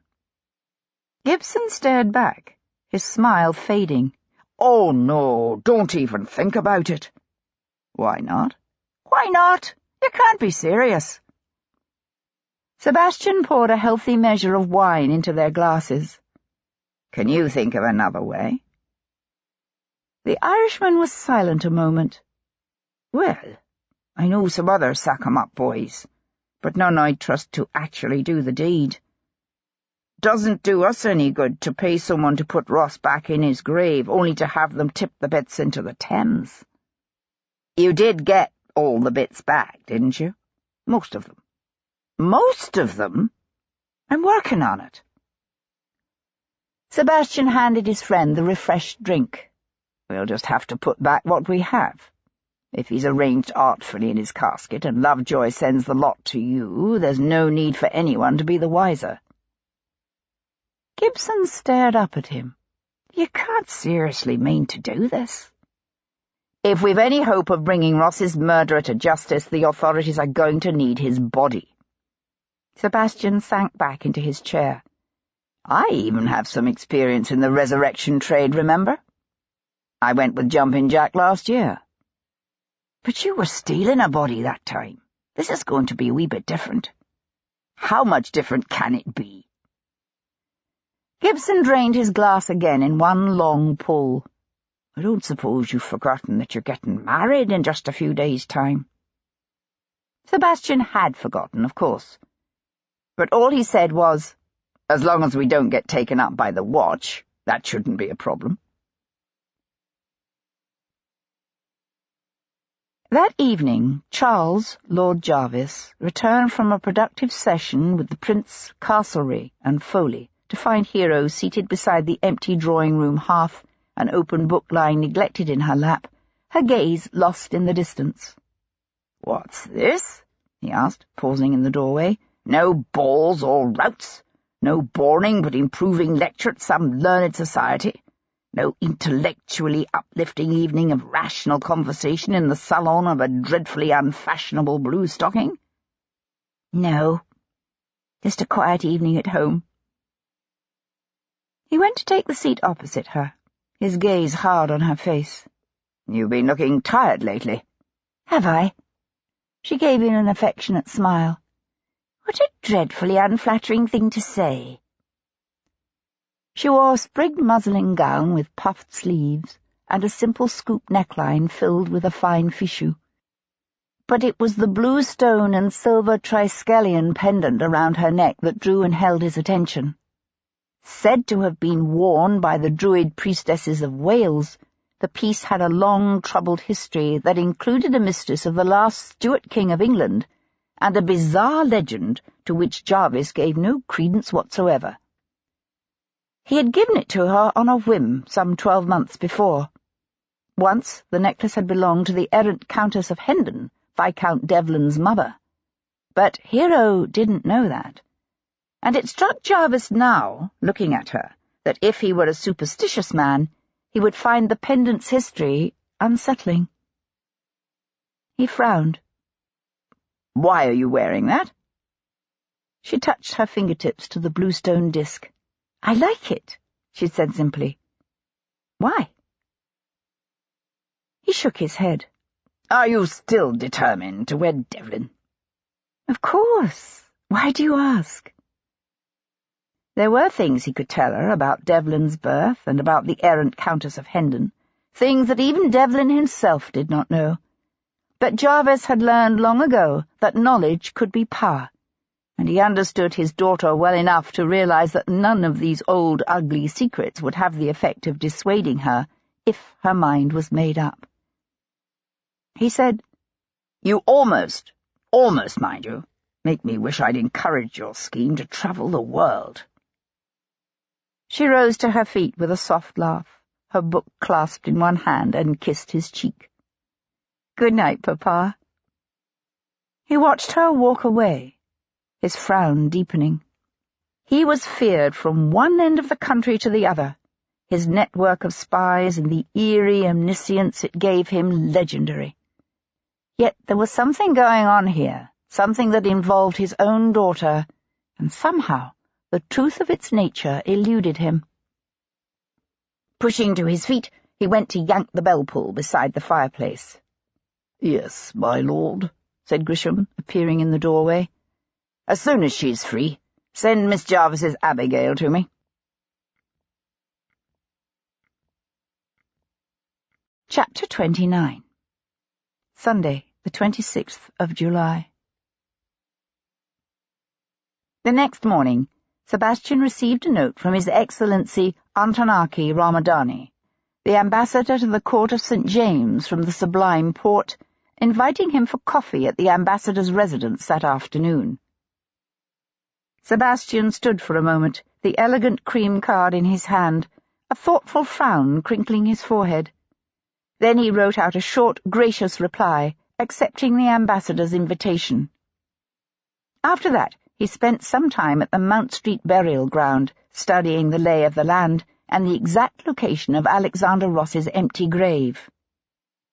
He was heading home again when he heard himself hailed by a breathless, aged voice. "Devlin!"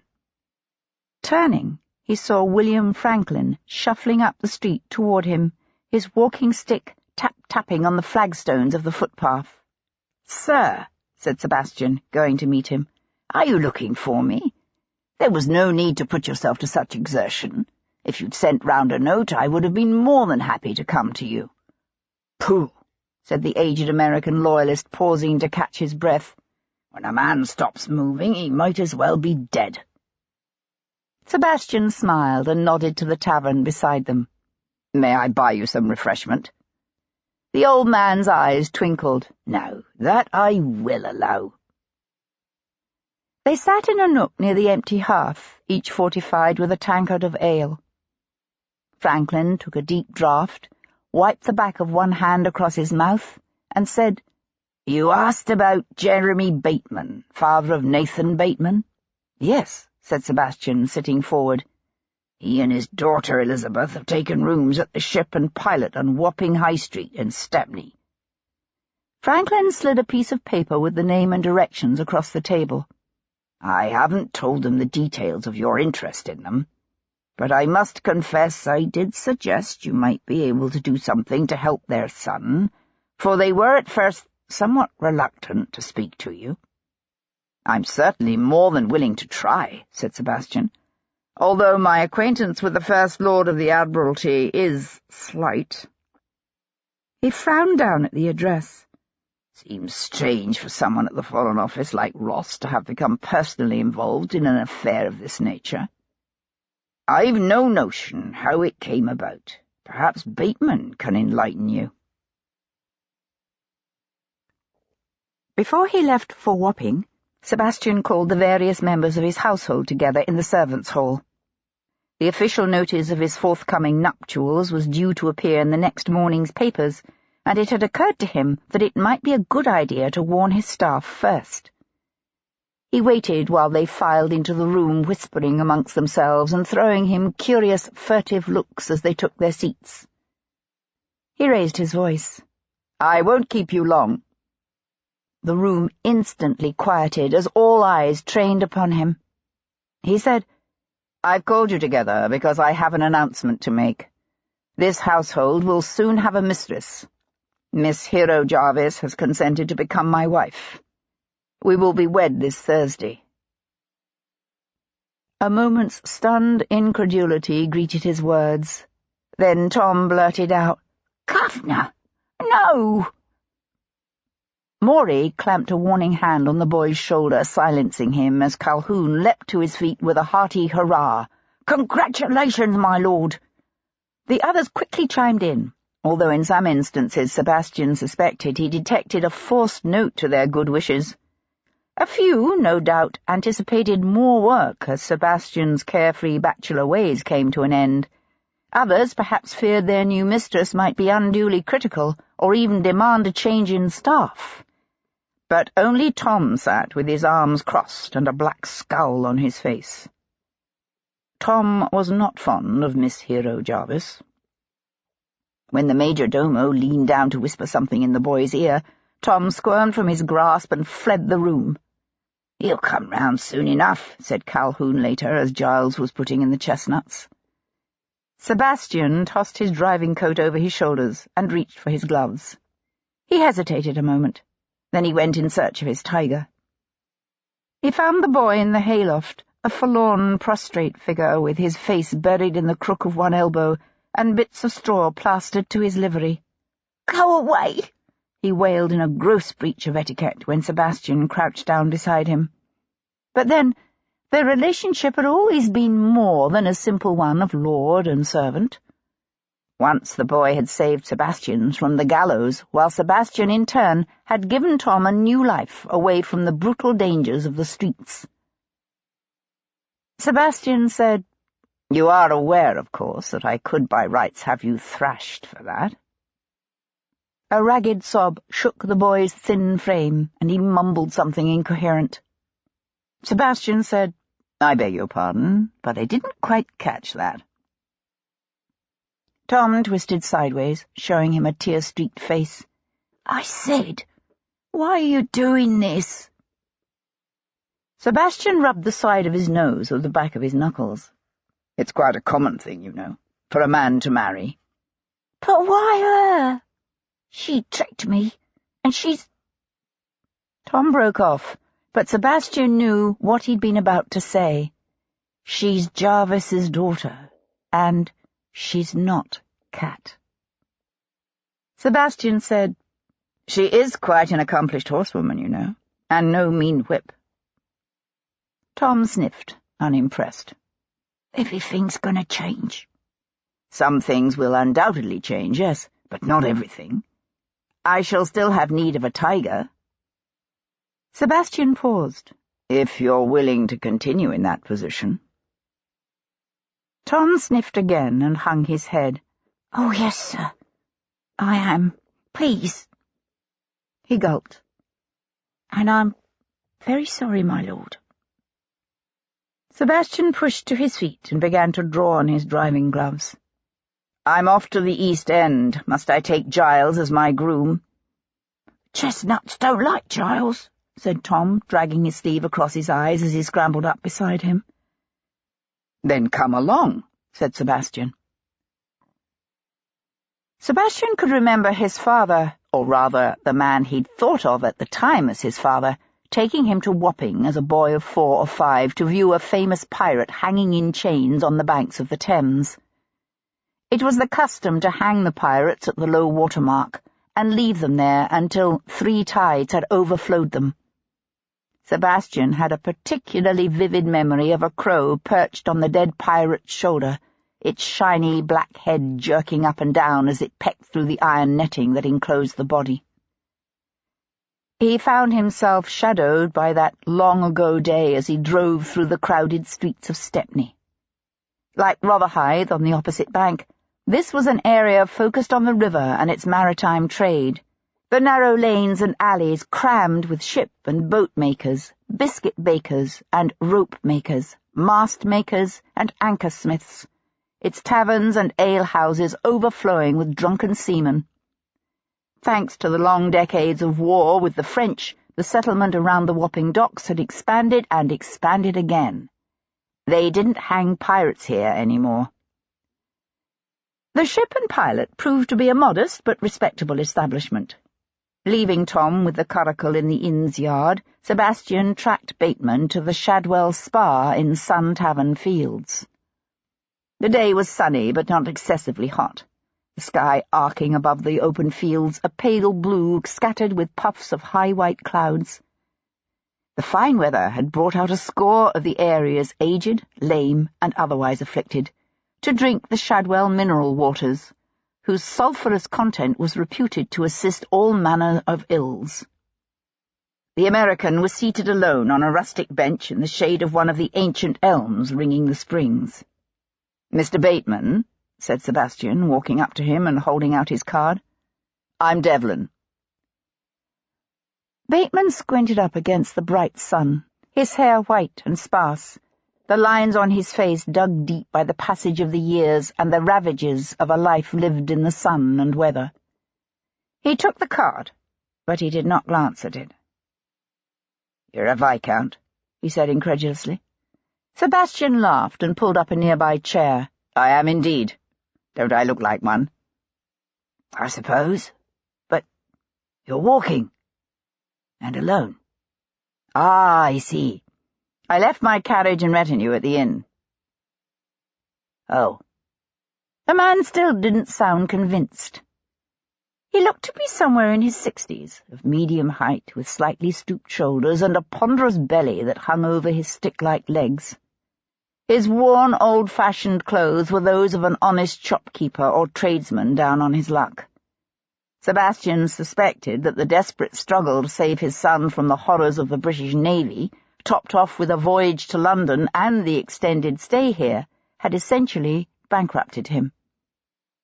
Sebastian said, "Mr. Franklin tells me you're attempting to secure the release of your son, Nathan." "That's right." The old man rubbed one hand over his swollen right knee. "Been in London near 2 months now, for all the good it's done us.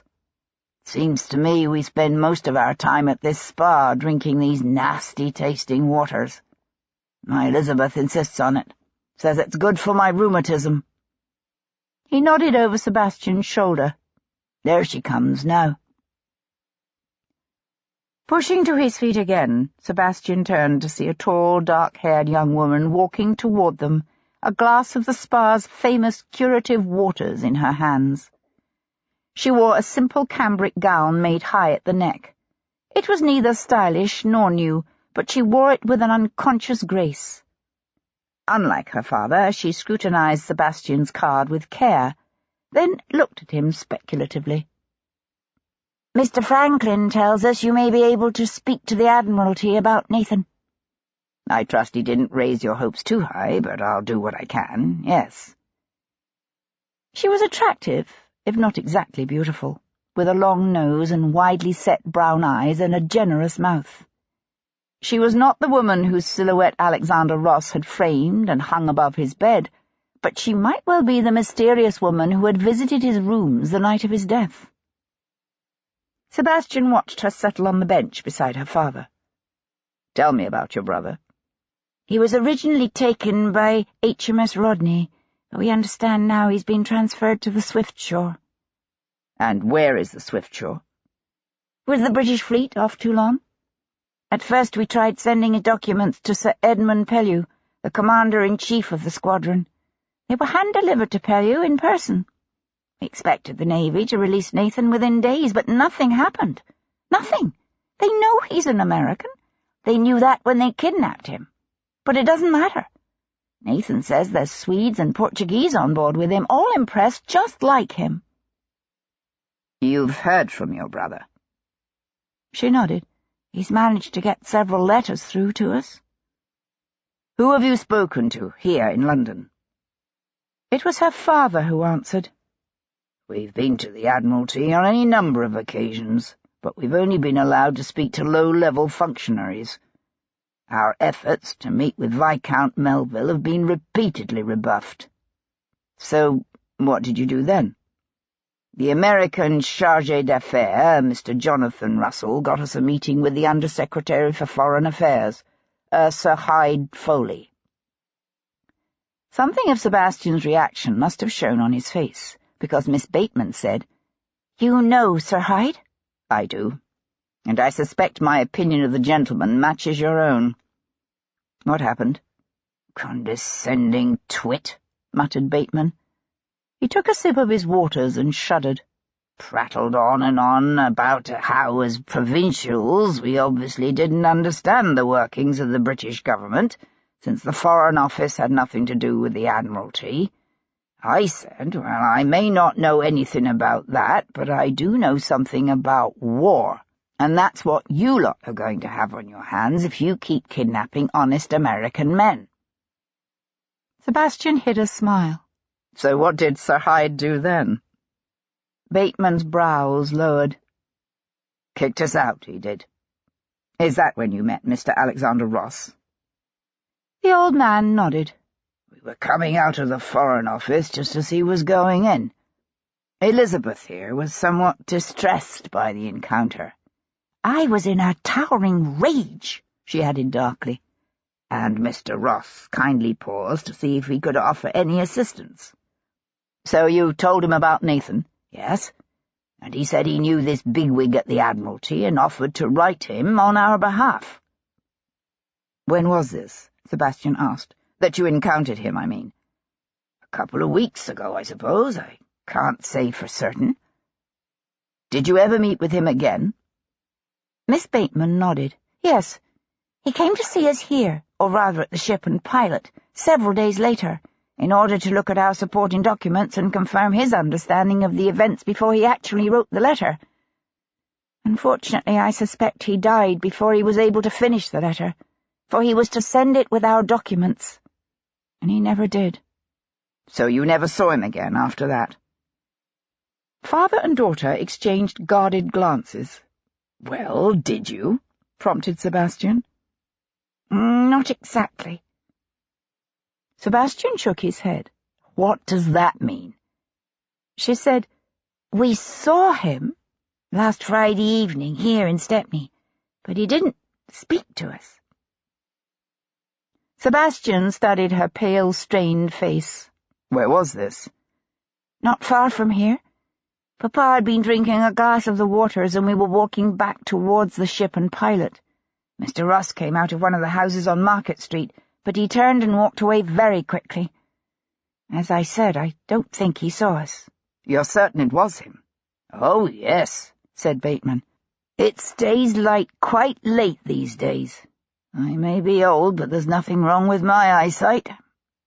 "Do you remember the house? Would you be able to show it to me?" "Gladly," said Bateman, setting aside his glass and making a move to get up. His daughter put out her hand, stopping him. "Not until you've finished your waters, Papa." He made a face, but dutifully drank it all down.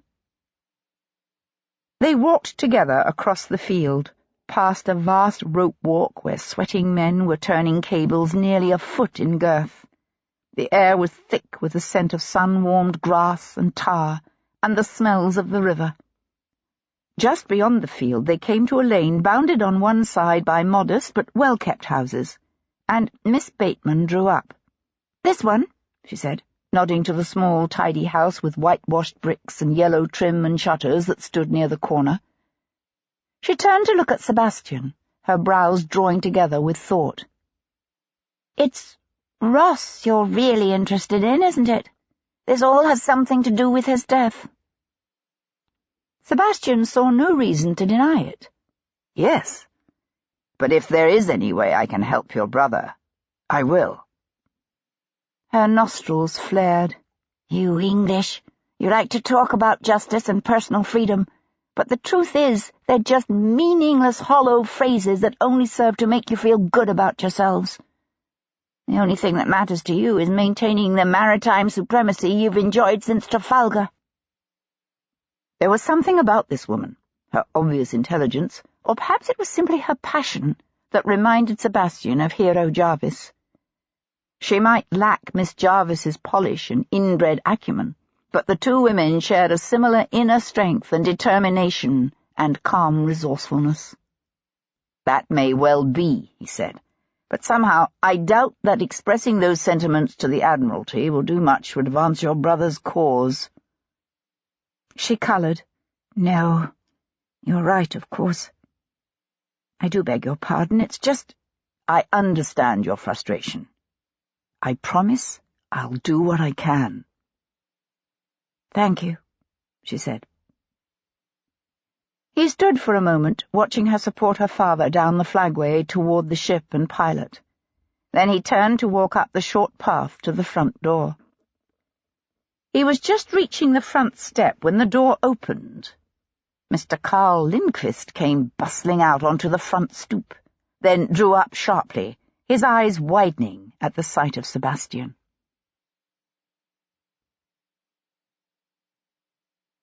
Chapter 30. "My Lord Devlin!"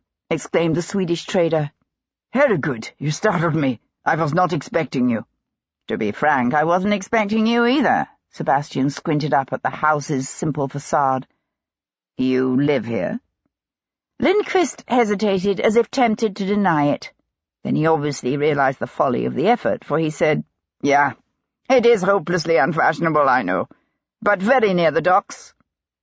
He stared owlishly at Sebastian. Conscious of standing on the doorstep, Sebastian said, "I wonder if I might have a word with you." Rather than invite Sebastian inside, Lindquist pulled the door closed behind him and nodded briskly. "If you wish, my lord, I'm on my way to visit one of my storehouses." They walked through increasingly mean streets crowded with blue-smocked men and lolling seamen. Sebastian said, "I understand Alexander Ross visited you last Friday evening." "Friday? No. He was seen coming out your door." The Swede put on a great show of remembrance. Now that you mention it, I do recall he came to see me. Yeah. "Cut line," said Sebastian dryly. "You lied to me. Why?" The trader's lips tightened. "I do not see how it is any concern of yours." "Ross is dead. Someone killed him. Would you rather talk to Bow Street? That can be arranged." No, said Lindquist quickly. "It's just—" His voice trailed off. "Yes?" The man gave a nervous laugh. "It is just a touch embarrassing, you see. Ross and I, we share an interest in spiritualism. We met together from time to time with other like-minded individuals in an attempt to contact the spirits of the dead." Sebastian stared at him. "Are you telling me Ross came to your house for a séance?" Lindquist stared back as if daring Sebastian to disbelieve him. "Yeah." "I see. And precisely who were you attempting to contact?" "My wife. She died 2 years ago in childbirth." "I'm sorry for your loss," said Sebastian. Lindquist nodded solemnly in acknowledgement. And Mr. Ross, he was interested in contacting his father. Were either of you successful? Unfortunately, no. And who else was at this, séance? Lindquist ran the fingers of his right hand up and down his watch chain.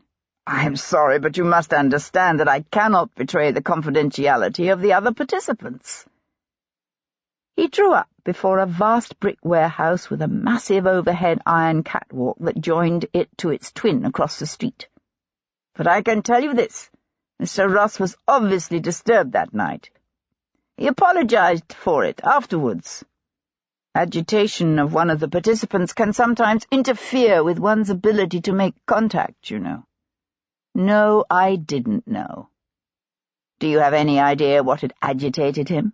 All I know is that someone had come to his rooms just as he was preparing to leave.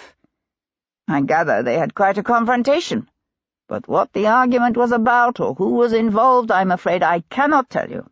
I did not feel it was my place to press him. Sebastian studied the Swede's watery blue eyes. He had no doubt it was all a hum. But it occurred to him that he could do worse than ask Madame Champagne about the visitors to Alexander Ross's rooms the Friday before his death. Angelina Champagne's seat beside the window in the Je Reviens coffee shop was empty. Following the directions of the burly Frenchman behind the counter, he found her on a rustic bench overlooking the reservoir in Green Park. Despite the fierceness of the afternoon sun, she wore a hat with only a short brim and held no parasol. An assortment of ducks and pigeons and sparrows fluttered around her. She smiled as she watched him walk up to her. "So, how progresses your investigation, Monsieur le Vicomte?" "Not as well as one might wish," admitted Sebastian, settling on the bench beside her. He watched her crumple a piece of stale bread and toss it to her feathered friends, who fluttered, cooed, and quacked around her. "You come here often, I take it. Every afternoon?" She broke off another chunk of bread. "They abuse me dreadfully if I'm late." They sat side by side for a moment in companionable silence, watching the birds. She said, "On the southern tip of the island of Palestrina near Venice is a beach known as Car Roman. It's a lovely, quiet spot famous for its birds. Your mother used to go there often. She especially liked the colonies of little terns and Kentish plovers. During the migration periods you could sometimes see hoopoes and nightingales too." Sebastian watched a mallard drake waddle off toward the water's edge. This was a side of his mother he had never known. In his memories, her enthusiasms had all been for silks and ribbons, masquerades and routs. He wondered whether she missed England when she watched those Kentish plovers dip and glide over a foreign lagoon. He wondered whether she missed him. His voice quiet, he said, "Was she happy, do you think? Happiness comes in spurts, does it not? Especially when one has lost so many of those one holds most dear." She was referring to his mother, of course, but he knew she spoke also of herself. He studied her flawless profile, the still smooth line of her cheek, the sensuous curve of her generous mouth, the softly fading fair hair that hid much of the slender silk tie that held her eye patch in place. Then she turned her head to look directly at him, and he experienced again the visceral shock that came with the reminder of that hidden, ruined eye. He realized that for her it must be a constant, inescapable reminder of all that she had suffered, all that she had lost. He said, "Do you miss France?" She glanced away again to gaze out over the sun-sparkled water. "I miss the France that once was. I miss the life I lived there, those I loved." The shadow of a smile fluttered across her features, then was gone. "Perhaps what I really miss is the past, which they say is a sign of growing old, yes? To mourn for all that once was and is now gone is to stop looking forward and prefer the past."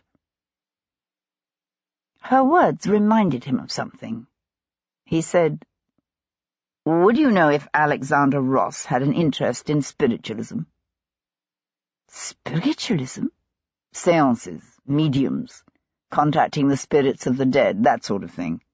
"Ah." She shook her head. "No, I never heard him speak of such things, but that is not to say he had no interest in them. Those who do rarely speak of their beliefs openly." She tipped her head, her remaining eye narrowing as she studied Sebastian's face. "You think that is what is involved here? Spiritualism?" "Frankly, no.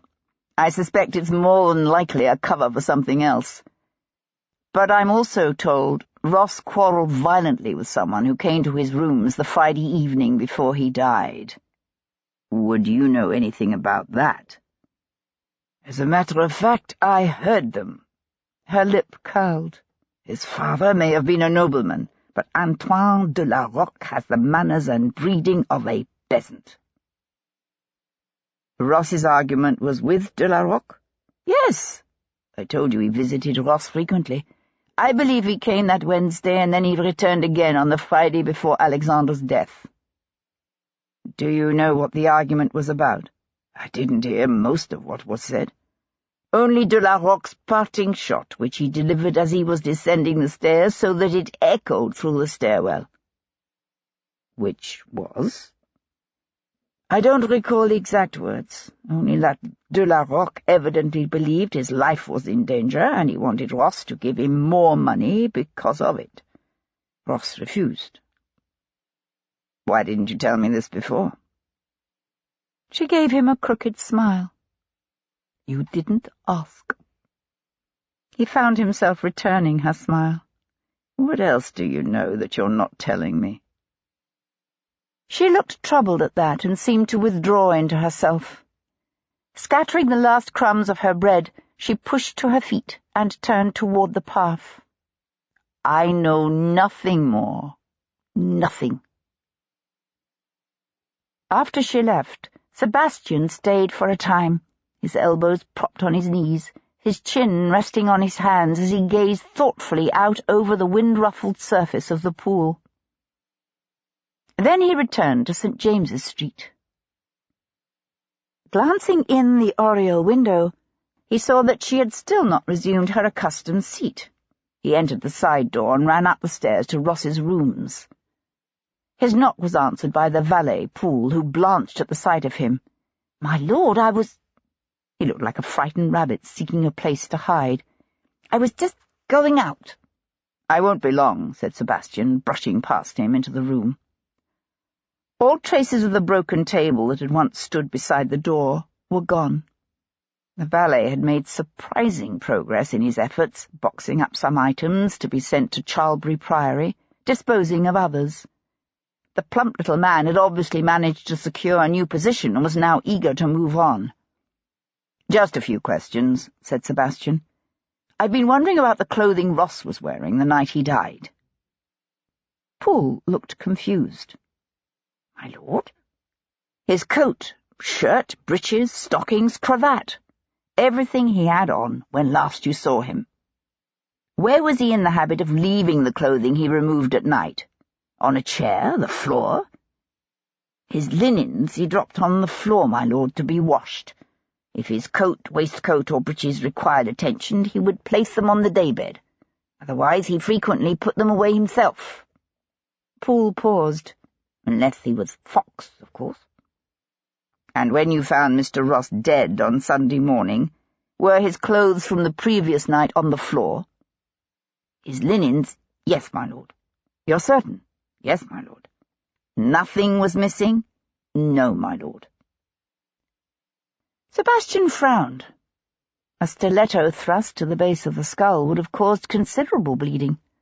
The killer would have needed to strip off Ross's blood-stained clothing, stop the bleeding, manhandle the body into a nightshirt, dump it into the bed, then remove the bloody clothes.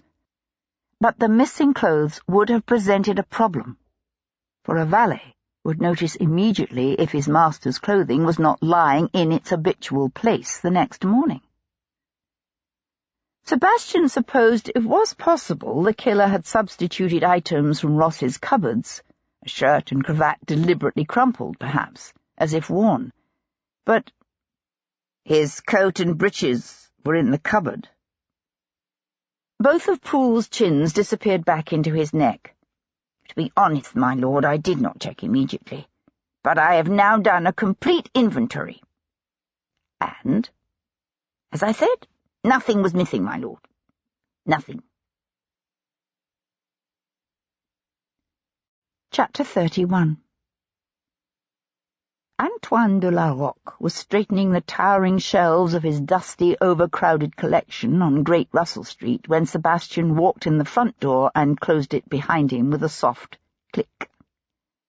"I should perhaps have warned you," he said, "that I don't appreciate being lied to." De la Roque turned, eyes widening. "Lied to, my lord? But I don't understand." "Allow me to refresh your memory. You said you'd last seen Alexander Ross the Wednesday before he died. Now I discover you had a spectacular set-to with Ross at his rooms that Friday. I want to know what it was about." The émigré's nostrils quivered.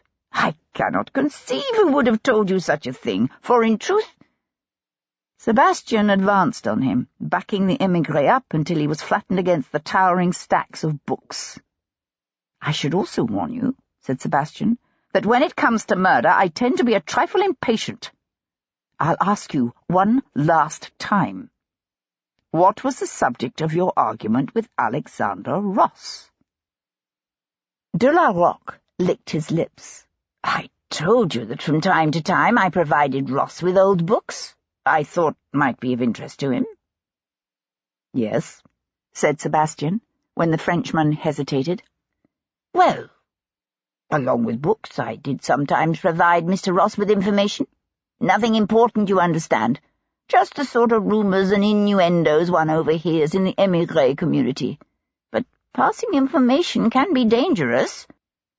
I thought it not unreasonable that the British government should increase the remuneration I receive in light of the danger involved."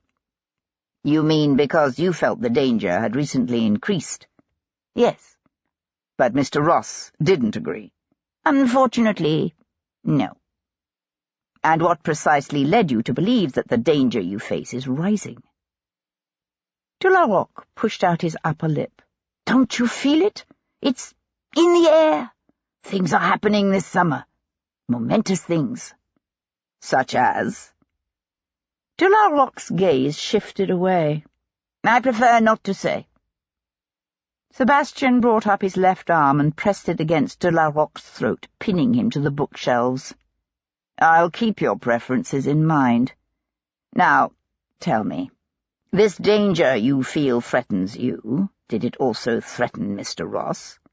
"One would assume so," said the Frenchman dryly, "seeing as how he is dead."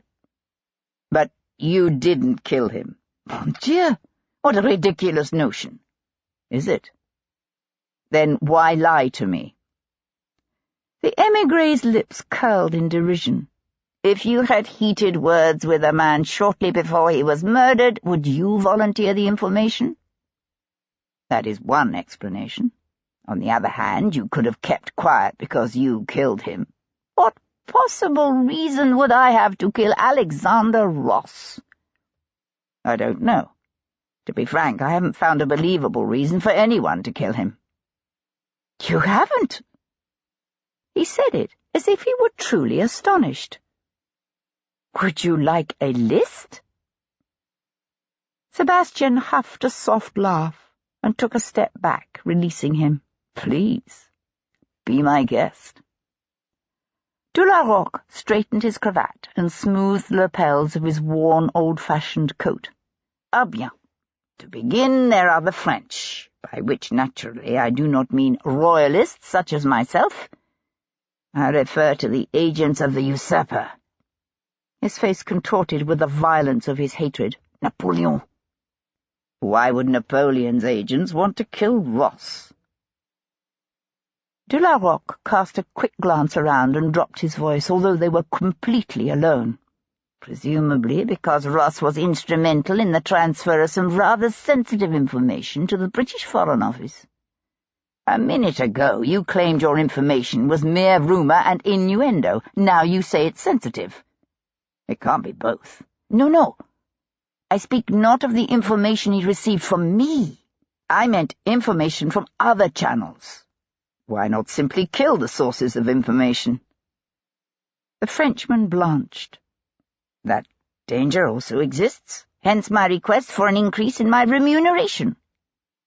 Are we talking about anyone in particular here, or just some nameless, faceless French agents and channels? Believe me, monsieur, if I had names, I would give them to you. Sebastian laughed. Of course you would. Please continue. Who's next on your list? The Americans? De la Roque looked genuinely confused. Why would the Americans want to kill Alexander Ross? I was thinking of the Mohammedans, specifically that Turk. By whom, I take it, you mean the ambassador from the Sublime Porte, His Excellency Antonaki Ramadani. De la Roque gave a small bow. Precisely. Sebastian studied the other man's hollow-cheeked, narrow face. Are you referring to the rumour that Ross was involved with Ambassador Ramadani's wife? So you have heard, have you? De la Roque tittered.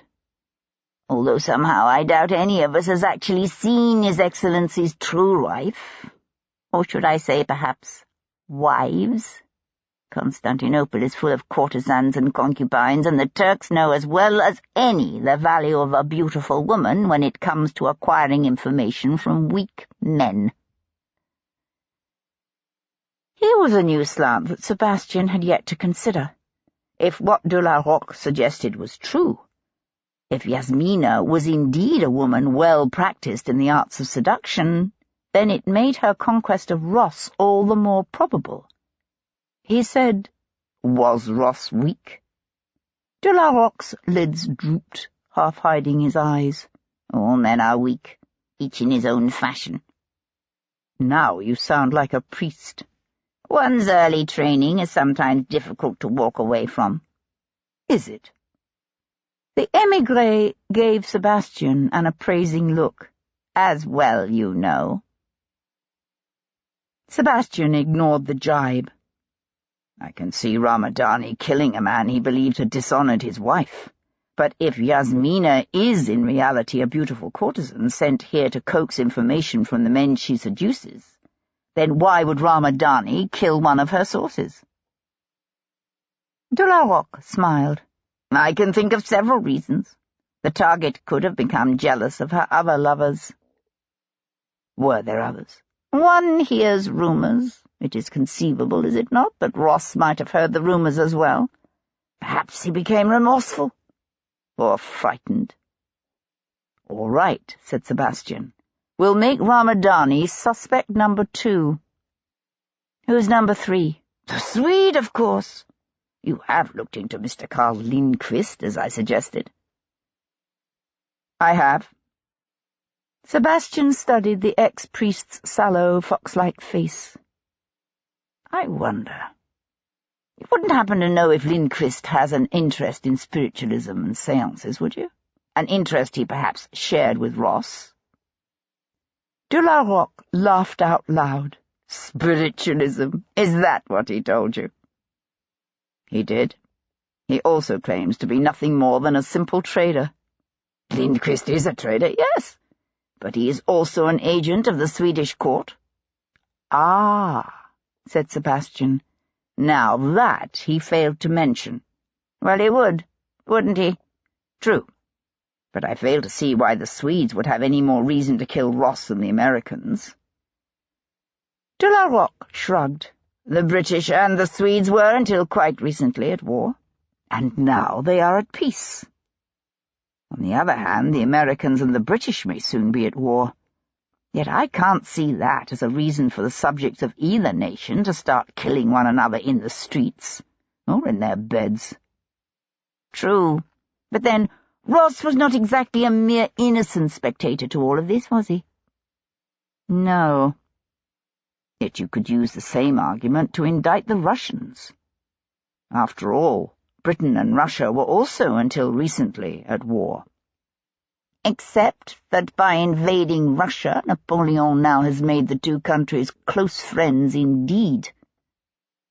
So that's your list, said Sebastian. Some nameless French agent, Lindqvist, and the Turkish ambassador. Is that not enough? You've left off one rather significant figure. De la Roque opened his eyes wide, as if in astonishment. I have? And who is that? Sir Hyde Foley. The Frenchman gave a disbelieving huff of laughter. What possible reason could Sir Hyde have to murder one of his own men? You don't think Ross's weakness for dark-eyed exotic women might be a reason for the Foreign Office to quietly dispose of him? De la Roque pursed his lips and tilted his head as if considering this as a new possibility. Perhaps. I can think of another reason, said Sebastian. Oh? If Yasmina's lover from the Foreign Office was not in truth Ross, but someone else, say Sir Hyde himself, and Ross found out about it, I can see Sir Hyde killing Ross to keep his indiscretion quiet. Ridiculous! Sir Hyde has the most beautiful young wife. Have you not seen her? Since when did the possession of a beautiful wife keep a man from straying? Ross was betrothed to a beautiful young woman himself, remember? Betrothed, not wed, said de la Roque with a sly smile. It makes a difference, does it not, Monsieur le Vicomte? To some men. Not to others. And which sort of man was Alexander Ross, Perhaps that is the question you need to answer before all others. Sebastian stood on the flagway of Great Russell Street, his eyes narrowed against the glare of the hot sun. What sort of man was Alexander Ross, really? He had spent the better part of 3 days trying to find the answer to that question, yet he still felt as if the truth were eluding him. Alexander Ross was either a warm-hearted, generous man, honourable, decent, and kind, or he was a weak, self-indulgent traitor who had betrayed both his country and the woman he loved.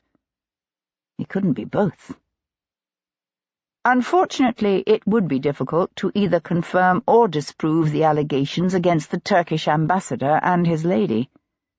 One could not, after all, simply come right out and ask an ambassador if the woman he claimed as his wife was, in truth, a beautiful courtesan sent by his government to seduce the powerful men of his host country. Nor was a blunt question directed to the likes of Sir Hyde Foley likely to elicit an honest response.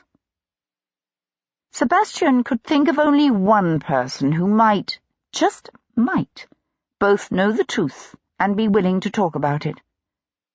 It was not exactly the type of thing a man normally discussed with his gently bred future wife.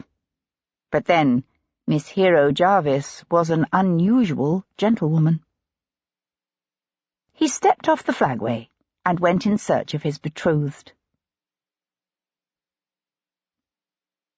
Chapter 32. Hero spent the early hours of the afternoon in Duke's Place in that part of London known as Aldgate. Once, a century ago, Duke's Place had been a fashionable address, but as the cream of London society moved steadily westward, the place had grown increasingly seedy. Now the open square was crowded with rickety market stalls thronged by pale, gaunt-faced women in ragged shawls and tattered skirts. The once grand houses overlooking the market had long since fallen into a state of disrepair. Hero was careful to keep her carriage and 2 stout wooden-faced footmen nearby, the high-bred team of blood bays sidling restlessly and flinging up their heads at every ragged urchin who ventured too close. Her Abigail stood at her elbow, nervously clutching Hero's sketchbooks, drawing implements, and parasol. Hero herself had her hands full, with a notebook tucked under one arm and a large folio of maps balanced against her hip. She was studying a bricked-up arched doorway in an old stone wall when a man's shadow fell across her. Looking up, she found Lord Devlin studying her with an indecipherable expression on his lean, handsome face. "Devlin," she said in surprise, "whatever are you doing here?" "Looking for you." He transferred his gaze to the wall beside her. "What exactly are you peering at with such fascination?" "It's my belief that Duke's Place follows exactly the outline of the cloisters of the old Trinity Priory, pulled down after the dissolution of the monasteries under Henry VIII. She gestured toward the ancient stonework beside them. "Look at this. I think it may once have been the entrance to the original chapter house." He looked instead at her. "I didn't know you were interested in this sort of thing."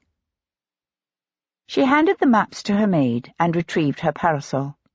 "Dr. Littleton is compiling a volume on the surviving remnants of medieval London, and I've offered to contribute a section on the traces of the city's monastic houses. I'm finding it fascinating. It is astonishing how much is still here, if one only knows where to look. Unfortunately, it is disappearing far too quickly." His strange amber eyes narrowed with amusement. "And here I thought you an advocate of modern science and technology." "I am excited by the possibilities inherent in today's scientific advances, yes. But I also believe it is important to preserve the memories and relics of the past." They turned to walk along the edge of the square, away from the squalid racket of the market. "There must be things you're passionate about, besides the usual male fascination with guns, horses, hounds, and wine." He laughed. "I do enjoy poetry and music. Does that redeem me?" "And the theatre," he added, then looked as if he wished he hadn't. She decided that under the circumstance it was probably best to ignore that. "And murder," she said. "You enjoy murder." "I would hardly say I enjoy it, but I am passionate about seeing justice done, yes." "And are you any closer to finding justice for Alexander Ross?" His lips compressed to a tight, frustrated line. She was beginning to realize just how much of himself this man invested in what he was doing. "I don't feel as if I am," he said. "I know more about Ross's activities in the days before his death, but that is all." They entered a narrow, shadowy passage that led toward the looming bulk of the Church of St. James. It was cool here, the ancient stones filling the space with a dank closeness. Behind them, Hero's Abigail shivered. Hero said, "So what precisely was Ross doing in his last days?" "Well, on Wednesday he met with a certain defrocked French priest with a passion for old books." "You mean Antoine de la Roque?" "You know him?" She nodded. "He's a regular at the salons of the city's bluestockings, particularly Miss Hershey and the Mrs. Berry." He opened his eyes wide as if in astonishment. "Are you?" She gave a soft laugh. "I wouldn't describe myself as a regular, but I do sometimes attend, yes. Who told you about de la Roque?" "The owner of the Je Reviens coffee house." "Ah, Angelina Champagne. Don't tell me you know her as well." "She also attends the salons of Miss Hershey and the Mrs. Berry, although not, of course, in the company of de la Roque." He said, "Yes, I had the distinct impression Madame Champagne is not excessively fond of de la Roque." "One could say that." "Do you know why?" "Possibly because he's such a ridiculously affected person, although I suspect there's more to it than that. I think she may have known him before, in Paris." "I understand her husband was Baron Champagne." Hero nodded. "He was killed in the September massacres of 1792. She kept her gaze on the ancient soot-stained tower of the church before them. "They were imprisoned in La Force with the Princesse de Lamballe. The mobs broke in and dragged them out into the courtyard. Champagne was killed before his wife's eyes, while she herself was—" used harshly by the men. She lost her eye as a result of the beatings and abuse she endured. Devlin was silent for a moment. Then he said, "What happened to her after that?" "When they realized she was still alive, they threw her back in prison.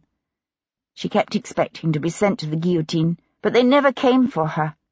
She was released after something like 4 years. "Hence her fondness for the sun," said Devlin quietly. Hero nodded. "She rarely speaks of those years, but I have heard she had a child, a small boy, who was with her when she was first thrown into prison. He didn't survive long." "It certainly explains the fierceness of her hatred for the revolution. But then de la Roque claims to despise the current regime as well." "You know that he is, in all likelihood, a smuggler?" "No, although I'm not surprised." He cast her an assessing look. "Are you certain?" "He's either a smuggler or on very good terms with one. It's how he endears himself to the Misses Berry. He brings them things like lace collars from Bruges and Sèvres porcelain snuff-boxes, pretty little trinkets that are not currently allowed to enter the country through the proper channels." "Ah," said Devlin. "You find that significant. Why?" He stared back at her blandly. "Just, ah." "Right." She transferred her gaze to the soot-grimed walls of the church before them. "So, what happened after Ross met with de la Roque on Wednesday?" "That night he went to Vauxhall in the company of his betrothed and her brother." "That sounds innocuous enough." "It does, except that while there he had a rather heated confrontation with His Excellency Antonaki Ramadani, the distinguished ambassador from the Sublime Porte." "Really? About what?" "Actually, I was hoping you might be able to tell me that." "Me?" "I'm curious about Ramadani's wife, Yasmina. Have you met her?" "I have." She was aware of him watching her intently. "And?" "She is a very beautiful, intelligent, remarkably well-educated woman." "That's all you know about her?" "Why do you ask?" "It's been suggested that Ross might have been having an affair with her." They'd reached the iron fence bordering the narrow old burial ground around the church. Hero stopped and swung to face him. "You can't be serious." "You don't know anything about that?" "Good heavens, no, it's ridiculous." "Is it? Because of what you know of Yasmina Ramadani, or because of Ross?" "I don't know Yasmina that well, but I can't believe Alexander Ross would ever have been unfaithful to Sabrina." They began to walk along the churchyard. Devlin said, "I think you might be surprised at some of the men, both married and betrothed, who succumb to the allure of an illicit affair." She cast him a quick sideways glance. She was aware of an odd, uncharacteristic compulsion to ask, "Would you?" Instead, she said, "What happened on Thursday?" For a moment he looked puzzled, as if his thoughts too had strayed in a different direction entirely. "Thursday?" "The Thursday before Ross died. You said that on Wednesday he met with de la Roque, then went with Sabrina and her brother to Vauxhall. What happened on Thursday?" "Nothing that I'm aware of. The next significant event appears to have been a second meeting with de la Roque on Friday evening, during which the two men argued so loudly they were overheard by Angelina Champagne. De la Roque claims he was merely attempting to secure an increase in his remuneration." He paused, as if expecting her to ask, "Remuneration for what?" But Hero suspected she actually had a clearer grasp of the émigré's activities than Devlin. She said, "You don't believe him?" "Let's just say there is something about Monsieur de la Roque that does not inspire confidence in his veracity." "That I can understand," she said dryly. "And after Ross's meeting with de la Roque? Then what?" Ross left to attend a séance at the home of a Swedish trader by the name of Carl Lindquist, who may or may not be an agent of the Swedish government. A séance? Are you insinuating you don't believe Mr. Lindquist either? Hardly. This is obviously where the gold comes in. It was Devlin's turn to stop abruptly. The gold? Ah, didn't know about that, did you? No. According to Sabrina, at the time of his death, Ross was involved in the transfer of gold to a foreign state. She didn't know to which state or for what reason, but from the sound of things, I'd say the state is Sweden. How much gold are we talking about? A considerable sum, I think. The payments were being delivered in staged transfers. Do you know the dates of these transfers? She shook her head. All I know is that one occurred the Friday night before Ross died. He cast her a steady, assessing look. How long have you known about this? Since I visited my cousin yesterday afternoon. And when precisely were you planning to tell me about it? I am telling you now. She returned his accusatory gaze with unruffled serenity. You aren't going to claim you've told me everything, are you? Rather than respond, he turned to walk along the churchyard again. He said, "When was the last time your cousin saw him?" She claims Friday night. They quarrelled when he was late for Lady Dorsey's ball. Her use of the word claims did not escape him. He said, "But you don't believe her?" I think she's hiding something, but I don't know what. She also says Ross recently had a serious quarrel with Sir Hyde. She doesn't know exactly when it occurred, but I had the impression it was only a day or two before he was found dead. For an easy-going man, Alexander Ross seems to have quarrelled with an unusual number of people his final week. He does he not? Hero stared out over the crowded array of grey, moss-covered tombstones beside them. In my experience, most male quarrels are over two subjects, money and women. And honour. We also fight over honour. True, but not nearly as often as over money and women. She paused, then said, You are right, you know. I do know things that I haven't told you. But before I tell you more, there's someone I must discuss it with first. You mean your father? Turning, she took the folio of maps and her notebook from her maid. I go to dinner tonight at the Spanish ambassador's residence, then to the theatre and Lady Weston's ball. I should be able to tell you more at that time. I'll look for you at Lady Weston's, then. He sketched a bow. Miss Jarvis. She watched him walk toward his waiting curricle, a tall, elegant figure with broad shoulders, and a languid way of moving that for some reason brought to mind that fateful afternoon in the ruined gardens of Somerset House. Horrified by the direction of her thoughts, she opened the folio of maps and gave all appearance of studying it intently. It was a full minute before she realized she held the maps upside down. Chapter 33. A few discreet inquiries led Sebastian to the fashionable promenade in the park, where he found Sir Hyde Foley strolling along the crowded pathway in the company of his young wife, and an even younger lady who looked as if she'd only recently emerged from the schoolroom. Charmingly gowned in sprigged muslin and a primrose satin spencer, Lady Foley looked to be half a dozen or more years her husband's junior, with short, dark, curly hair, large blue eyes, and a rosebud complexion. Sebastian recalled meeting her in her husband's company at one of his father's dinners.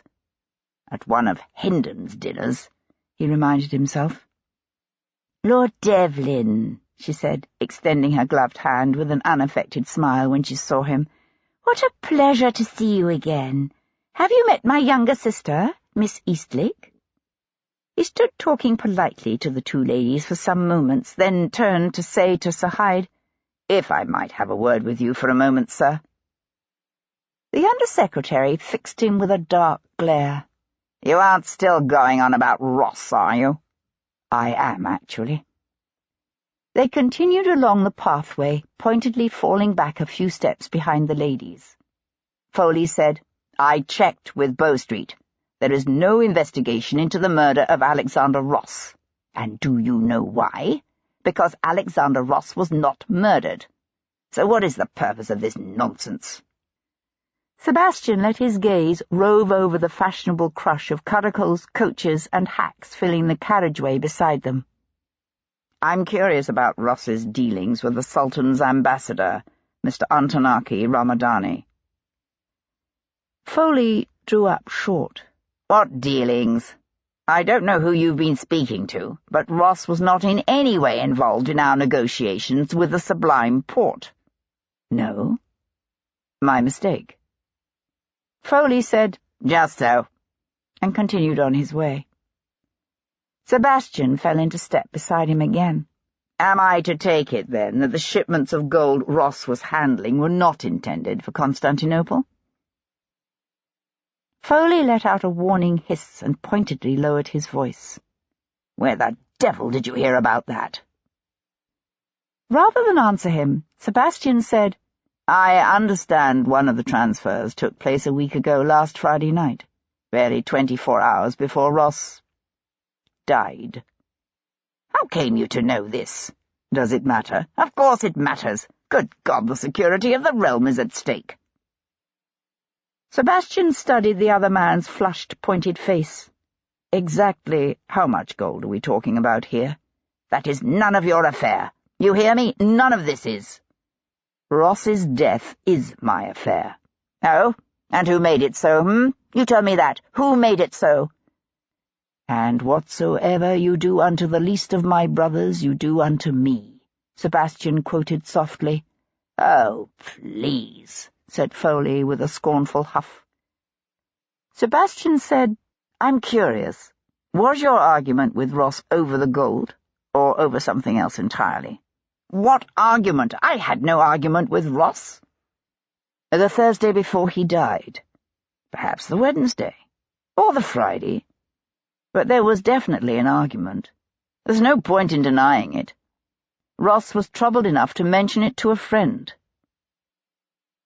Foley's pale grey eyes narrowed. "All right, we did disagree, but over a diplomatic affair, that is all. Not the sort of thing that would lead to—" He broke off. "To murder?" suggested Sebastian. "Go to the devil!" snapped Foley, and strode off after his wife and sister-in-law. This time, Sebastian let him go. Charles, Lord Jarvis, was in his dressing-room adjusting the final set of his coat when Hero came in to knock on the door. "Could I speak with you for a moment, Papa?" "You look lovely this evening," he said, dismissing his valet. "I like the way you started doing your hair." "Thank you." She closed the door behind the departing valet and then said without preamble, "Did you kill Alexander Ross?" "I did not." "Did you have him killed?" He gave her a hard, searching look, but she simply stared back at him steadily. He said, "Are you here as Devlin's emissary?" "He has spoken to me, yes, but that is not why I am here." "Then I will answer your question. No, I did not have Ross killed. On the contrary, I find his death troubling, very troubling." "Why is that?" He tucked an enamelled snuff-box into his pocket, then turned to face her. "Some of what I'm about to tell you may pass on to Devlin, but not all of it. Is that clear?" She met his gaze and held it. "Yes." Before he could confront Lindquist with tales of mysterious gold transfers, Sebastian had an appointment to keep at the Turkish ambassador's residence in Portman Square. He was met by a wooden-faced English butler who bowed and said, "The ambassador is expecting you, my lord." At that moment Ramadani himself appeared in the vast hall. He was dressed, as was his habit, in the doeskin breeches, carelessly tied cravat, and riding coat of a country gentleman. "Lord Devlin," he said. "Hoş geldiniz." "Welcome." "Hoş bulduk." Sebastian handed his hat and walking stick to the butler, who gave another dignified bow and withdrew. Ramadani's teeth flashed in a delighted smile. "You speak Turkish?" "No, just hoş bulduk." "Please, this way." Ramadani led Sebastian to a small salon draped floor to ceiling with endless yards of red gauze, so that the effect was something like that of a Turkish tent. A low banquette piled with cushions surrounded 3 walls, with round tables of dark carved wood and figured brass scattered across the thick, colourful carpets. "You will join me for coffee. Ours is much thicker than yours and sweet, but you will like it, I think." "Thank you," said Sebastian, settling back against the cushions. A dark-haired boy of perhaps 15, dressed in baggy trousers, a loose white shirt, and a sleeveless vest, brought coffee and sweetmeats, then disappeared. The cups were delicate, of glass painted with a gold arabesque pattern. Sebastian took a cautious sip of the thick, hot brew. Ramadani watched him closely. "If it is not to your taste, I do have brandy." "I find it pleasant, thank you. I remember your coffee well." "You have visited the Ottoman world, Lord Devlin." "I was in Egypt once, that is all." "With the army, yes?" "Yes." Sebastian found it significant that the Turk had obviously gone to the trouble of looking into his background. "I would some day like to see more. My future wife is very keen to travel." "I have heard of your betrothal to Miss Jarvis. Please accept my felicitations." "Thank you." Ramadani sipped his coffee, his eyes alert and watchful behind half-lowered lids. "How does your investigation into the death of Mr. Ross progress?" Sebastian kept his own expression bland. "Why do you ask?" "Curiosity only." Sebastian raised one eyebrow. "Really? You don't believe me?" "No." Ramadani gave a sharp bark of laughter. "Very well, let's cut to the chase, as you English say, shall we? I am curious, yes, but with a purpose. Incidents of this nature can be dangerous. There are those who might seek to use this unfortunate young man's death to drive a wedge between our 2 nations." "Such as?"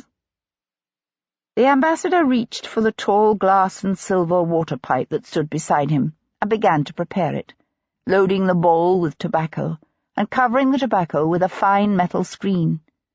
"For me to answer that question would not be diplomatic now, would it?" Sebastian chose his words carefully. "If you have some knowledge of the circumstances which led to Ross's death, I would be interested to hear of it."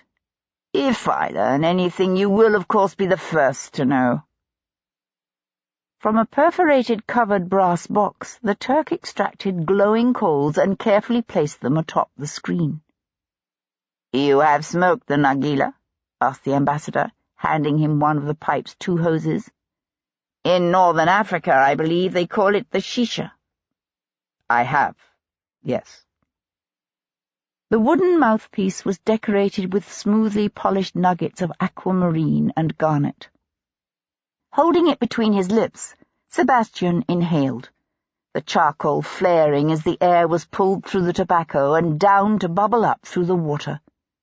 The smoke was cool and faintly flavoured with mint. "It is a vice, I am told," said Ramadani, sucking on his own hose. "But then, some of life's greatest pleasures are so labelled. Is this not true?" The soft patter of footsteps and a faint waft of jasmine drew Sebastian's attention to the door.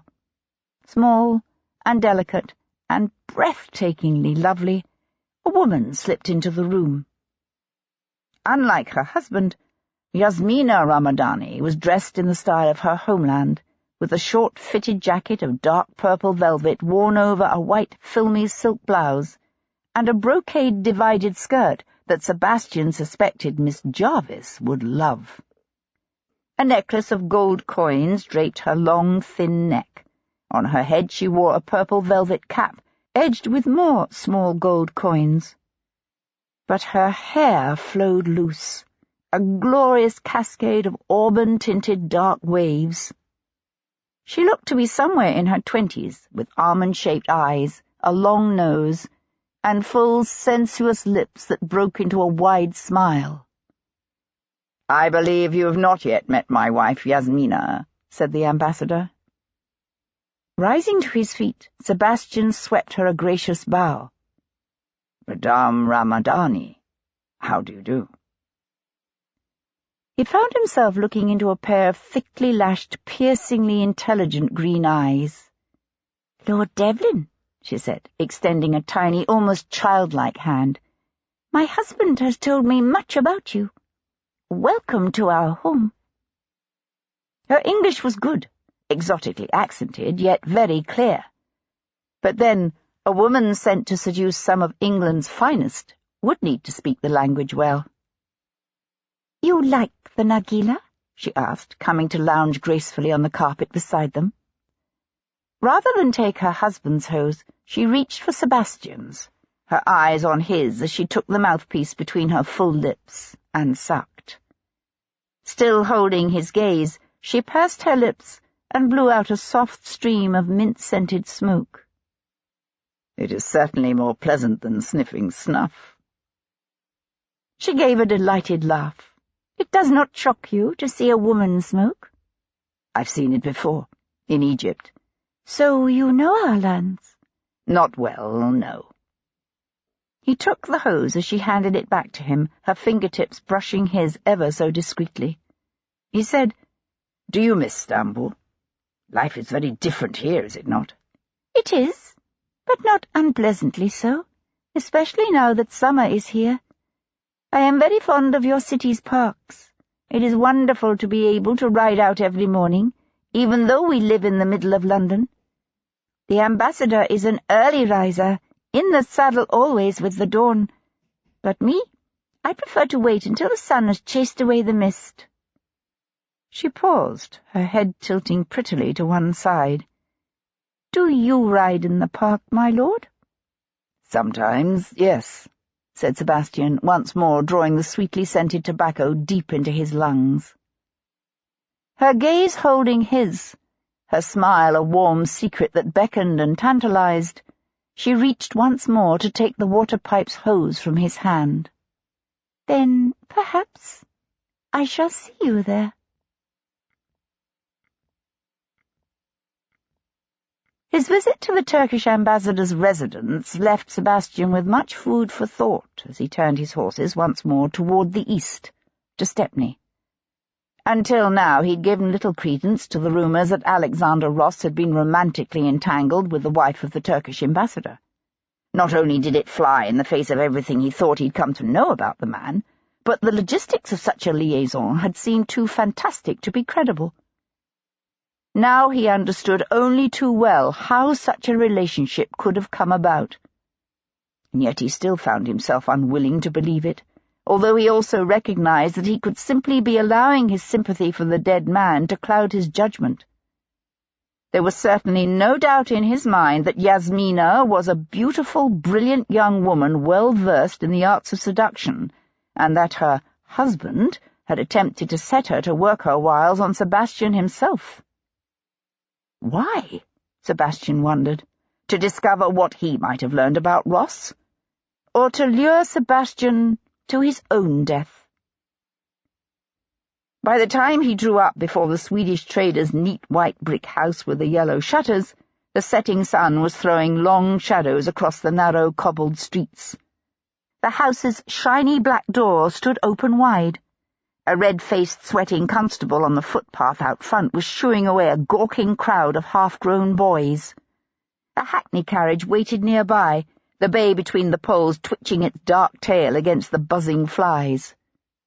"What the devil?" said Sebastian, handing Tom the reins. A small man in a modest top hat and with a pair of spectacles perched on the end of his nose came out of the house to walk down the short path. "My lord," said Sir Henry Lovejoy, pausing beside the curricle, his head tipped back so he could look up at Sebastian. "I gather you've come to see Mr. Lindquist?" "I have, yes. Why?" asked Sebastian, hopping down to the flagway. Lovejoy scratched the side of his nose. "Interesting. You see, he's just been found dead." Chapter 34. "Murdered?" asked Sebastian as they walked together toward the house. "I'd say so, yes. Unless you think he's somehow bashed in his own head with a cudgel." Sebastian suppressed a smile. The magistrate was obviously becoming seriously aggrieved by Sebastian's inability to be entirely forthcoming about his interest in the death of Alexander Ross. "Who found him?" "The woman who comes in daily and does for him. She'd nipped down to the shops for some onions. By the time she came back, he was dead." Sebastian paused on the threshold. The house was small, with just a narrow hall and 2 rooms, a parlour and a dining room on the ground floor. A steep staircase led up to the bedrooms and down to the kitchen. Carl Lindquist lay sprawled in a pool of blood just inside the parlour door, the back of his head a gruesome crimson pulp. A gore-stained cudgel lay beside him. "Nasty," said Sebastian, hunkering down to study the dead man's pale, blood-streaked face. No neat dagger thrust to the base of the skull here. "Very," said Sir Henry, stepping around the body to enter the parlour. Sebastian let his gaze wander the room. It was simply furnished, with a settee and several chairs, a tea-table and a small writing desk near the front window. But one of the chairs had been knocked over. The carpet was bunched, as if Lindquist had realized he was in danger and sought to resist. "One wonders why the killer didn't wait until the housekeeper had left for the evening, or even break in later tonight. Much less chance of being discovered that way." "True. Perhaps the murder was a spur-of-the-moment decision. Or a crime of passion." "It certainly was passionate." Pushing to his feet, Sebastian went to take a look at the writing table. A quill lay on the floor. A bottle of ink had been tipped over, the stain on the blotter still wet to his touch. He glanced around. No sign of any letter, journal, or notebook entry that Lindquist could have been writing. Sir Henry said, "It's possible Lindquist knew his assailant. He let the man in." "If so, that could explain the timing." The magistrate cleared his throat. "May I venture to ask your interest in Mr. Lindquist, my lord?" "Alexander Ross came here the Friday before he died." "I see. And do you know the purpose of his visit?" "A séance, according to Mr. Lindquist." "A séance?" "So said Mr. Lindquist. He claims Ross was interested in spiritualism." "You can't be serious." "I only know what—" Sebastian broke off as a loud tread clattered down the stairs from the upper floor. "Sir Henry!" A gangly young constable burst into the room. "Sir Henry!" Sir Henry frowned. "Yes, Constable, what is it?" "You've got to come see this, sir. Upstairs." "Constable Stark, you forget yourself." "But it's gold, Sir Henry. Gold! A whole trunk full of it." Divided into small, sturdy canvas pouches, the gold almost filled an iron-banded wooden trunk shoved into a corner of a disused back bedroom, littered with boxes and crates. "Interesting," said Sebastian, hunkering down to heft one of the bags and assess its contents. It weighed something like 20 pounds. Unknotting the string, he tipped its coins out onto the floor. Gold sovereigns, as shiny and new as if they'd come fresh from the mint, spilled across the bare floorboards. He glanced up to find the magistrate staring at him, hard. "You know what this means?" said Sir Henry. It was more of an accusation than a question. "Not exactly." "Yet you don't appear at all surprised to find it here."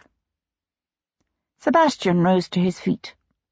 "I'd heard Alexander Ross was involved in a transfer of gold, and that the transaction was causing him some nervousness.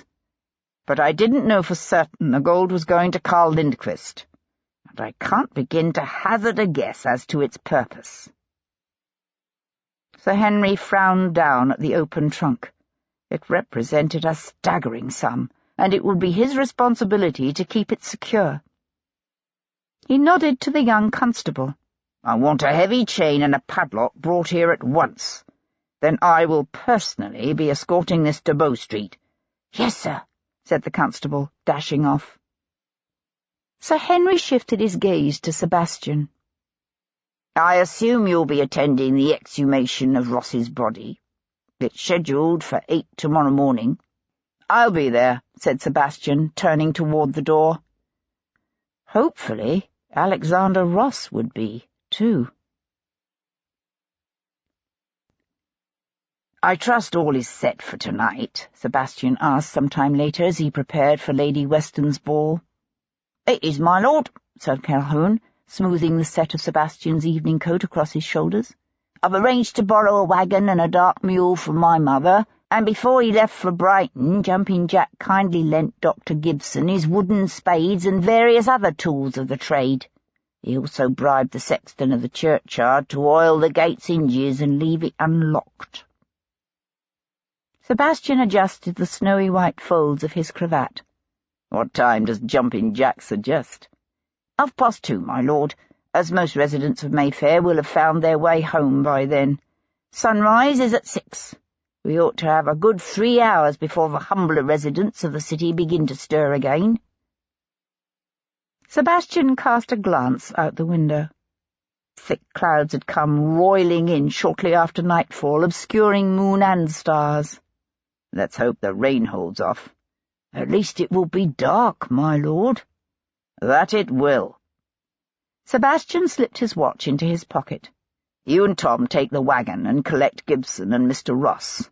I should be back here by 2, but if by some chance I'm not, I'll meet you at the burial ground."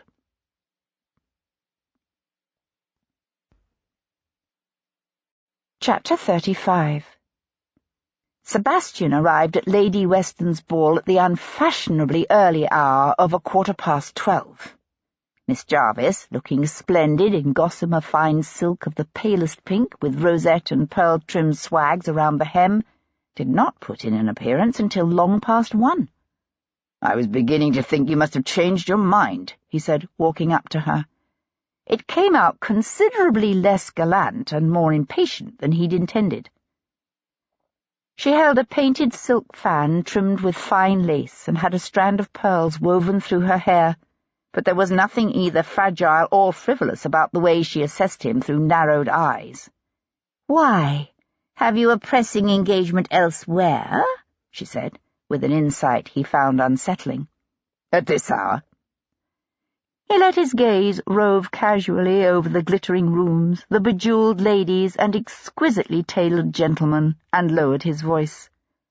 "I'm hoping to hear why His Majesty's government is transferring vast sums of gold to the Swedes." She made a show of fanning her face, the delicate ivory and silk confection stirring up a useless eddy heated by hundreds of dancing candles and the hot press of fashionable bodies. "It's quite warm in here, don't you think?" she said, for the benefit of anyone who might be listening. "Perhaps you would be so good as to escort me out to the terrace for a breath of fresh air?" He smiled and gave her a short bow. "With pleasure, Miss Jarvis."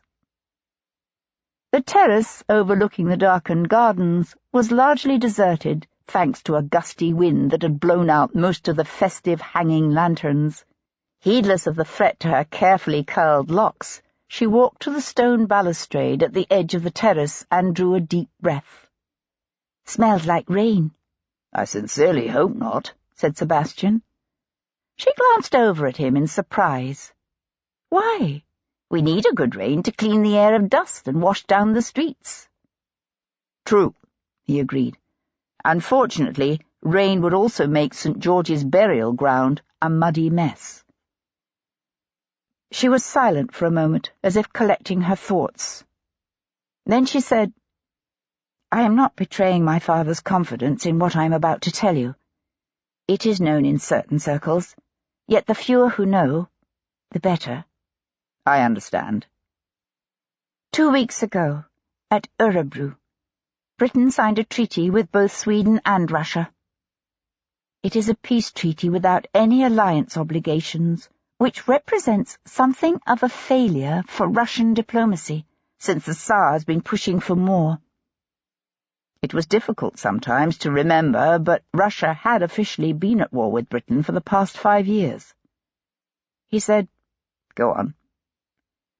The war between us was never vigorously pursued by either side, and had been largely maintained by the Tsar in order to placate Napoleon, but by invading Russia last month, Napoleon effectively ended the need for that fiction. "Hence the Treaty of Örebro," said Sebastian. She nodded. Likewise, the Anglo-Swedish War has essentially been a paper war for the last 2 years. The Swedes' main argument is with the Russians, who seized Finland. "Losing the entire eastern half of your kingdom is rather difficult to swallow with equanimity," said Sebastian. True, but the Swedes have now let it be known that they would be willing to allow Russia to keep Finland if they could receive some sort of compensation. "Meaning?" Norway. "But Norway is part of Denmark." "Exactly. And Denmark is an ally of France." "Denmark is an ally of France because we attacked Copenhagen and sank the Danish fleet," said Sebastian dryly. She shrugged. "Such is the price of neutrality." "Well, they're certainly not neutral anymore." She turned to face him, so that she was leaning back against the balustrade, the wind blowing the short curls around her face. She put up a hand to push them back. "Your perspective is certainly unusual, I'll give you that." Sebastian said, "Napoleon has been unhappy with Sweden because, despite being officially at war with us, the Swedes still allowed us to station our troops in the Swedish port of Hanö and trade with the Baltic states. In fact, as I understand it, Sweden has remained our largest trading partner. In other words, Napoleon's recent attack on Sweden was driven by exactly the same motive as our attack on Denmark." "And now Sweden is also willing to attack Denmark." "In exchange for Norway." "And certain subsidies," she said. "Ah. Define subsidies." "Gold, transferred from the British Treasury to the Swedish Embassy here in London." "So that's how it all comes together," said Sebastian softly. He stared out over the shadowy shrubbery below. "Tell me, how are these transfers usually effected? I find myself woefully ignorant in the niceties of such details." "It isn't as if you can simply appropriate the payments from the Treasury, drive a wagon up to the Swedish Embassy and offload trunks of gold. That sort of activity would be bound to attract unwanted attention and speculation. Generally, deliveries are made in incremental amounts. Say, 20-pound bags of gold sovereigns delivered every few days." He was remembering the list of numbers he'd found in Ross's copy of Marcus Aurelius. He thought he knew now what they meant. They were the dates of Ross's deliveries of gold to Lindqvist. "Something like that. The gold is typically passed by someone attached to the Foreign Office." "Meaning Alexander Ross." "Evidently. The gold is delivered to an agent of the recipient government." "Carl Lindqvist," said Sebastian. "Has Mr. Lindqvist been discovered in possession of an inexplicably large number of gold sovereigns?" "Mr. Lindqvist is, unfortunately, dead." "Good heavens! When did this happen?" "This afternoon." She looked thoughtful for a moment. Then she said, "Did you kill him?" "I did not. But he most certainly had a large trunk of gold in his possession." "How was he killed? In the same method as Ross?" "Nothing anywhere near so tidy. Someone bashed in his head." She fixed him with a steady stare. "You say Alexander Ross died from a dagger thrust at the base of his skull. Yet you've not told me how you came to know that." One of the tall French doors from the drawing-room burst open behind them, disgorging a tangle of laughing young women bedecked in white muslin, satin ribbons, and pearls, and trailed by a clutch of clucking mothers. In the distance, the church towers began to strike the hour. 2 o'clock. Sebastian cast the chattering women a significant glance. Now is perhaps not the time. May I call upon you tomorrow? There are a number of things we really must discuss. And I don't mean simply about the death of Alexander Ross. She got that harried look on her face, the one that stole over her every time he attempted to bring the conversation around to their looming marriage. "Not tomorrow," she said vaguely.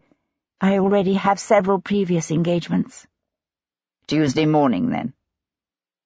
He thought for a moment she meant to refuse him. Then she said, "Very well, Tuesday, at 11:30. 11:30, he said, just as the first drops of rain splattered the stone flagging of the terrace.